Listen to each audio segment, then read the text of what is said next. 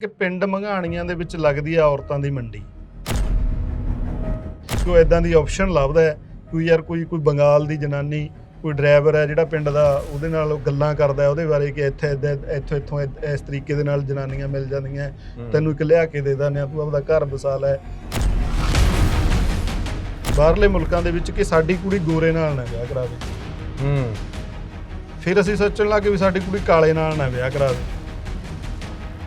ਫਿਰ ਕੋਸ਼ਿਸ਼ ਹੁੰਦੀ ਸੀ ਵੀ ਅਸੀਂ ਦੁਬਾਰੇ ਪੰਜਾਬ ਨਾਲ ਜੁੜੀਏ, ਦੁਬਾਰੇ ਆਪਦੇ ਵਤਨ ਨਾਲ ਜੁੜੀਏ, ਉੱਥੋਂ ਦਾ ਹੀ ਮੁੰਡਾ ਹੋਵੇ ਜਾਂ ਸਾਡਾ ਮੁੰਡਾ ਤਾਂ ਉੱਥੋਂ ਦੀ ਕੁੜੀ ਲੈ ਕੇ ਆਵੇ।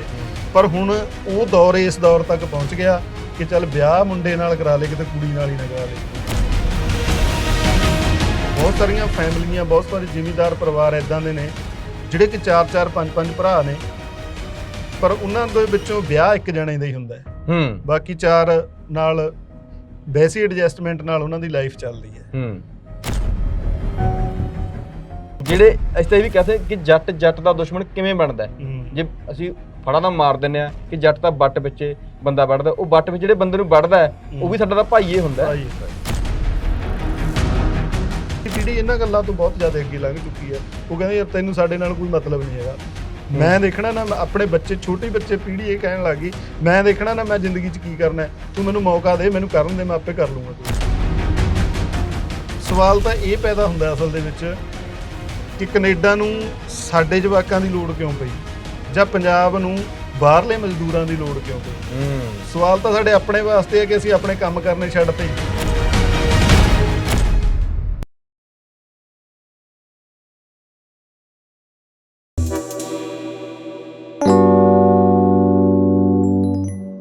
ਸਤਿ ਸ਼੍ਰੀ ਅਕਾਲ, ਮੈਂ ਸੁੱਖੀ ਮੰਘਾਣੀਆਂ, ਤੁਸੀਂ ਜੁੜੇ ਹੋ ਸਿਰਲੇਖ ਦੇ ਨਾਲ। ਸਮਾਜ ਦੇ ਵਿੱਚ ਬਹੁਤ ਸਾਰੀਆਂ ਘਟਨਾਵਾਂ ਵਾਪਰਦੀਆਂ ਨੇ, ਉਹਨਾਂ ਘਟਨਾਵਾਂ ਨੂੰ ਦੇਖ ਕੇ ਸਾਡੇ ਇਨਸਾਨ ਪ੍ਰਭਾਵਿਤ ਹੁੰਦੇ ਨੇ, ਮਨੁੱਖਤਾ ਪ੍ਰਭਾਵਿਤ ਹੁੰਦੀ ਹੈ। ਕਈ ਵਾਰੀ ਸਮਾਜ ਵਿੱਚ ਕੋਈ ਘਟਨਾ ਵਾਪਰਦੀ ਹੈ, ਜੇ ਇੱਕ ਛੋਟੀ ਜਿਹੀ ਗੱਲ ਕਰਨੀ ਹੋਵੇ ਕਿ ਸੜਕ ਤੋਂ ਗੁਜ਼ਰ ਰਹੇ ਹੁੰਦੇ ਆ ਤਾਂ ਬਹੁਤ ਸਾਰੇ ਮਨੁੱਖ ਨੇ, ਬਹੁਤ ਸਾਰੇ ਜਿਹੜੇ ਲੋਕ ਨੇ, ਸੜਕ ਦੇ ਕਿਨਾਰੇ ਜੇ ਐਕਸੀਡੈਂਟ ਵਿੱਚ ਮਨੁੱਖ ਤੜਫ ਰਿਹਾ ਹੋਵੇ ਤਾਂ ਬਹੁਤ ਸਾਰੇ ਲੰਘ ਵੀ ਜਾਂਦੇ ਨੇ, ਪਰ ਬਹੁਤ ਸਾਰੇ ਉਹ ਵੀ ਹੁੰਦੇ ਨੇ ਜਿਹੜੇ ਚੱਕ ਕੇ ਉਹਨੂੰ ਹਸਪੀਟਲ ਲੈ ਕੇ ਜਾਂਦੇ ਨੇ।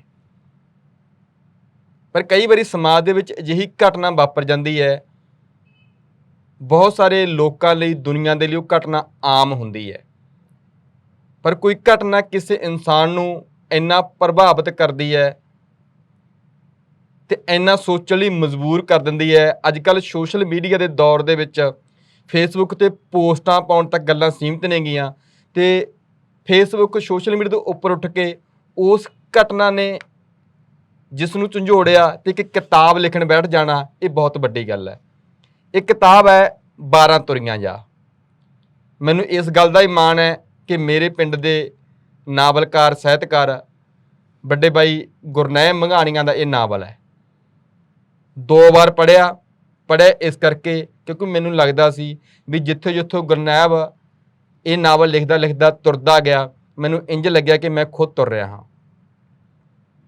ਕੁਝ ਸਾਲ ਪਹਿਲਾਂ ਇੱਕ ਅਖਬਾਰਾਂ ਦੀ ਸੁਰਖੀ, ਨੈਸ਼ਨਲ ਇੰਟਰਨੈਸ਼ਨਲ ਪੱਧਰ 'ਤੇ ਜਿਹੜੇ ਮੈਗਜ਼ੀਨ ਛਪਦੇ ਨੇ, ਉਹਨਾਂ 'ਚ ਕਿਸੇ ਪਿੰਡ ਦੀ ਕੋਈ ਘਟਨਾ ਵਾਪਰਦੀ ਹੈ, ਉਹਦਾ ਹੈਡਿੰਗ ਨਿਕਲਦਾ ਹੈ ਕਿ ਫਲਾਣੇ ਪਿੰਡ ਵਿੱਚ ਸ਼ਰੇਆਮ ਕੁੜੀਆਂ ਦੀ ਮੰਡੀ।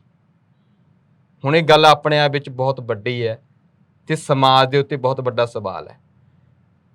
ਮੀਡੀਆ 'ਤੇ ਵੀ ਗੱਲ ਚੱਲੂਗੀ ਕਿ ਮੀਡੀਆ ਕਿਵੇਂ, ਕਿਹੜੀ ਗੱਲ ਨੂੰ ਕਿਵੇਂ ਪਰੋਸਦਾ ਹੈ, ਉਹਦੀਆਂ ਪਰਤਾਂ ਖੋਲ੍ਹੇ ਬਿਨਾਂ, ਉਹਦੀ ਹਕੀਕਤ ਜਾਣੇ ਬਿਨਾਂ, ਉਹਦਾ ਅਸਲ ਰੂਪ ਕੀ ਹੈ, ਉਹਦੀਆਂ ਇੱਧਰਲੀਆਂ ਉੱਧਰਲੀਆਂ ਪਰਤਾਂ ਦੇਖੇ ਬਿਨਾਂ ਅਸੀਂ ਕਿਵੇਂ ਘਟਨਾਵਾਂ ਨੂੰ ਪੇਸ਼ਕਾਰੀ ਕਰਤੀ ਜਾਂਦੀ ਹੈ। ਇਹ ਨਾਵਲ ਨੂੰ ਜ਼ਰੂਰ ਪੜ੍ਹਿਓ। ਕਰਦੇ ਹਾਂ ਗੱਲਬਾਤ ਗੁਰਨੈਮ ਮੰਘਾਣੀਆਂ ਦੇ ਨਾਲ।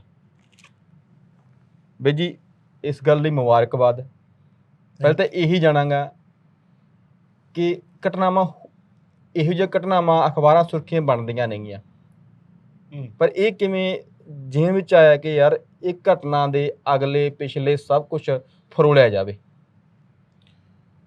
ਦੇਖੋ, ਜਦੋਂ ਇਹ ਨਾਵਲ ਦਾ ਪਲਾਟ ਦਿਮਾਗ ਦੇ ਵਿੱਚ ਚੱਲ ਰਿਹਾ ਸੀਗਾ ਤਾਂ ਜਿਵੇਂ ਤੁਸੀਂ ਗੱਲ ਕੀਤੀ ਕਿ ਮੈਂ ਅਖਬਾਰ ਪੜ੍ਹ ਰਿਹਾ ਸੀਗਾ ਤਾਂ ਅਖਬਾਰ ਦੀ ਸੁਰਖੀ ਜਦੋਂ ਦੇਖੀ ਤਾਂ ਉਹਦਾ ਟਾਈਟਲ ਬੜਾ ਖਤਰਨਾਕ, ਜਿਹਦਾ ਟਾਈਟਲ ਸੀਗਾ ਕਿ ਪਿੰਡ ਮੰਘਾਣੀਆਂ ਦੇ ਵਿੱਚ ਲੱਗਦੀ ਆ ਔਰਤਾਂ ਦੀ ਮੰਡੀ।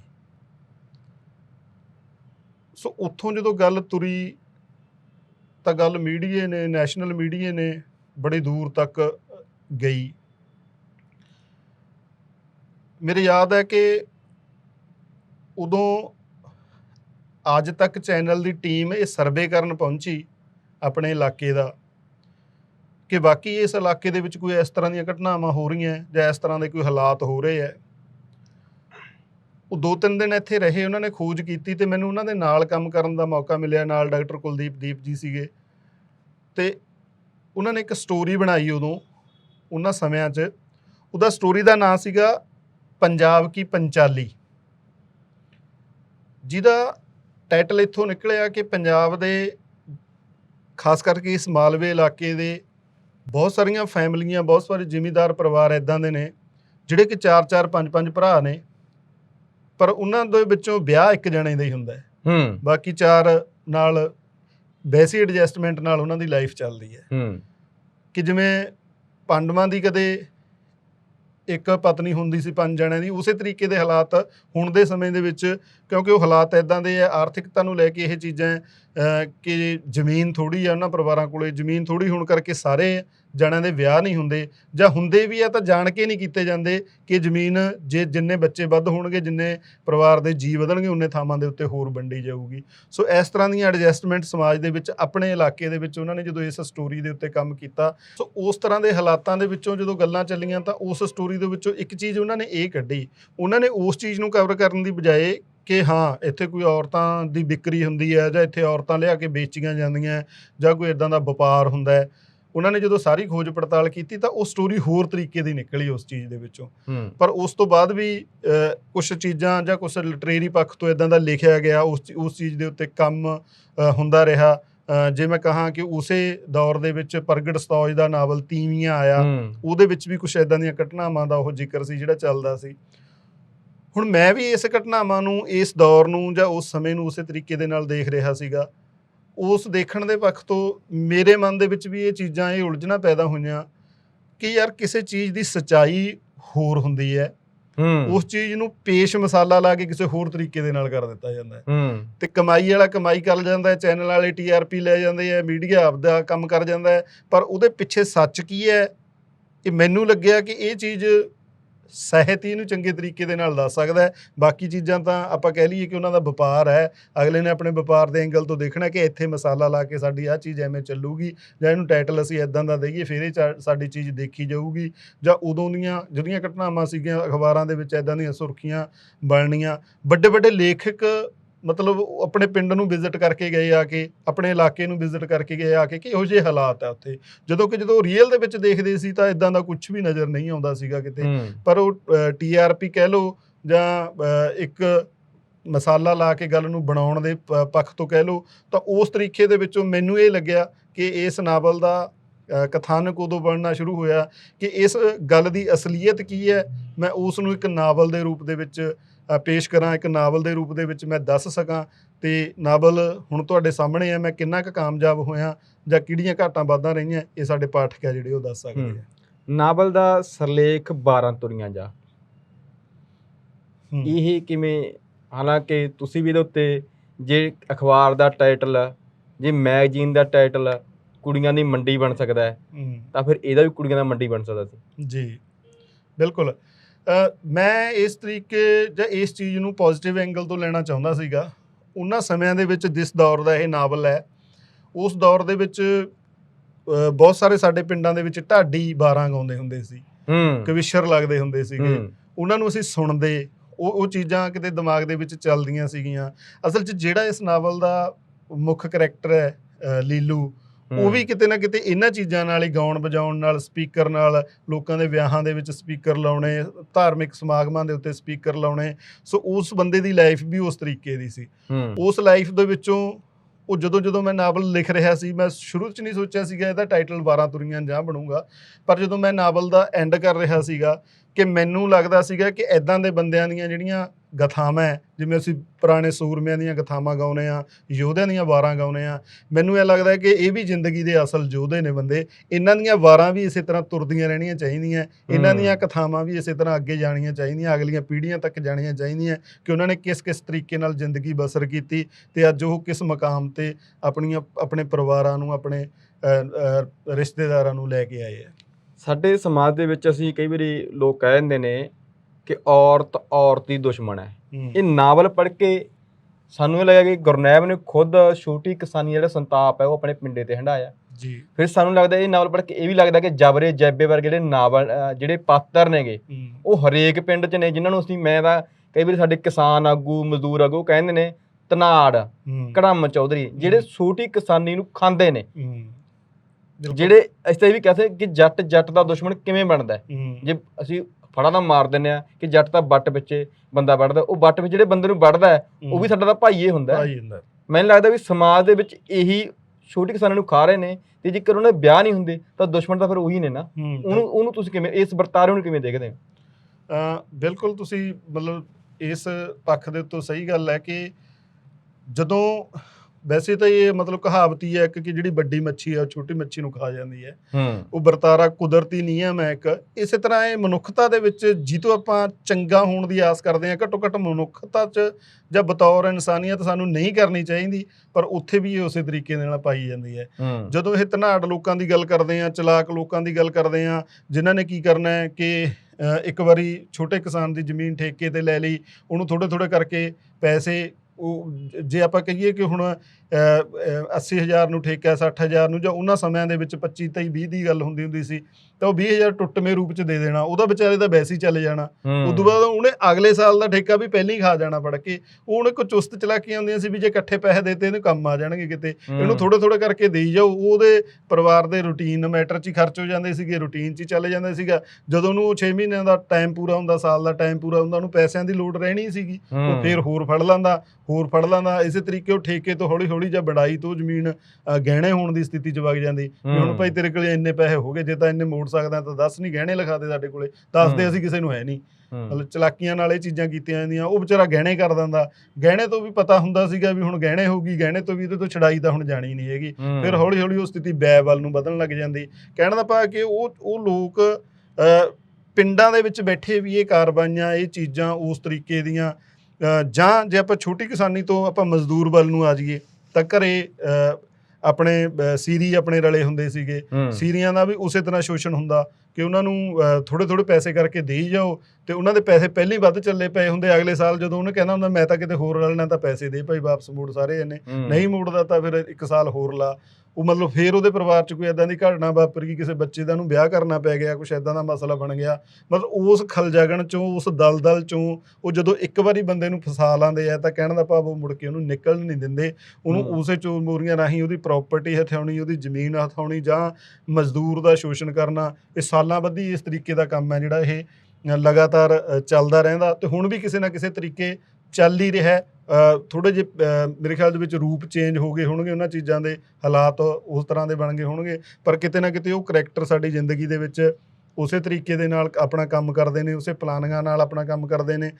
ਉਹਨਾਂ ਦੀਆਂ ਪ੍ਰੋਪਰਟੀਆਂ ਉਹ ਕਿਤੇ ਵਿਆਜ ਵੱਧ ਲਾ ਲਿਆ, ਕਿਤੇ 2 ਨੰਬਰ 'ਚ ਪੈਸੇ ਦੇ ਤੇ ਚੋਰੀਆਂ ਕਿਸੇ ਹੋਰ ਤਰੀਕੇ ਨਾਲ, ਕਿਤੋਂ ਦੁਕਾਨ ਤੋਂ ਰਾਸ਼ਨ ਚੁਕਾਤਾ, ਉੱਥੇ ਉਹਦੀ ਬਲੈਕਮੇਲਿੰਗ, ਉੱਥੇ ਘੱਟ ਦਾ ਬਣਿਆ, ਉੱਥੇ ਵੱਧ ਵਸੂਲੇ ਜਾ ਰਹੇ ਹੈ। ਸੋ ਇਸ ਤਰੀਕੇ ਦਾ ਸ਼ੋਸ਼ਣ ਹੈ ਜਿਹੜਾ ਇਹ ਲਗਾਤਾਰ ਮਤਲਬ ਛੋਟੀ ਕਿਸਾਨੀ ਦਾ, ਮਜ਼ਦੂਰ ਵਰਗ ਦਾ, ਜਿਹੜੇ ਵੱਡੇ ਲੋਕ ਹੈ, ਜਿਹੜੇ ਧਨਾੜ ਲੋਕ ਹੈ ਜਾਂ ਜਿਨ੍ਹਾਂ ਕੋਲੇ ਵੱਧ ਜ਼ਮੀਨਾਂ ਨੇ, ਉਹ ਕਿਸੇ ਨਾ ਕਿਸੇ ਤਰੀਕੇ ਇਸ ਤਰ੍ਹਾਂ ਕਰਦੇ ਰਹਿੰਦੇ ਹੈ ਤੇ ਉਸੇ ਵਰਤਾਰੇ ਦੇ ਵਿੱਚੋਂ ਹੀ ਇਹ ਚੀਜ਼ਾਂ ਪੈਦਾ ਹੁੰਦੀਆਂ ਕਿ ਇਸ ਤਰ੍ਹਾਂ ਦੇ ਹਾਲਾਤ ਬਣ ਜਾਂਦੇ ਆ। ਪਰਿਵਾਰਾਂ ਦੇ ਪਰਿਵਾਰ ਤੁਸੀਂ ਦੇਖਿਆ ਕਿ ਇਹਨਾਂ ਸਥਿਤੀਆਂ 'ਚ ਵਗ ਜਾਂਦੇ ਆ ਕਿ ਉਹਨਾਂ ਦਾ ਨਾਮੋ ਨਿਸ਼ਾਨ ਹੀ ਪਿੰਡਾਂ ਦੇ ਵਿੱਚੋਂ ਖਤਮ ਹੋ ਜਾਂਦਾ ਤੇ ਬਹੁਤੇ ਲੋਕ ਆ ਜਿਹੜੇ ਪਤਾ ਨਹੀਂ ਇਹਨਾਂ ਚੀਜ਼ਾਂ ਨੂੰ ਕਰ ਕਰਕੇ ਕਿੱਥੋਂ ਤੱਕ ਪਹੁੰਚ ਜਾਂਦੇ ਆ।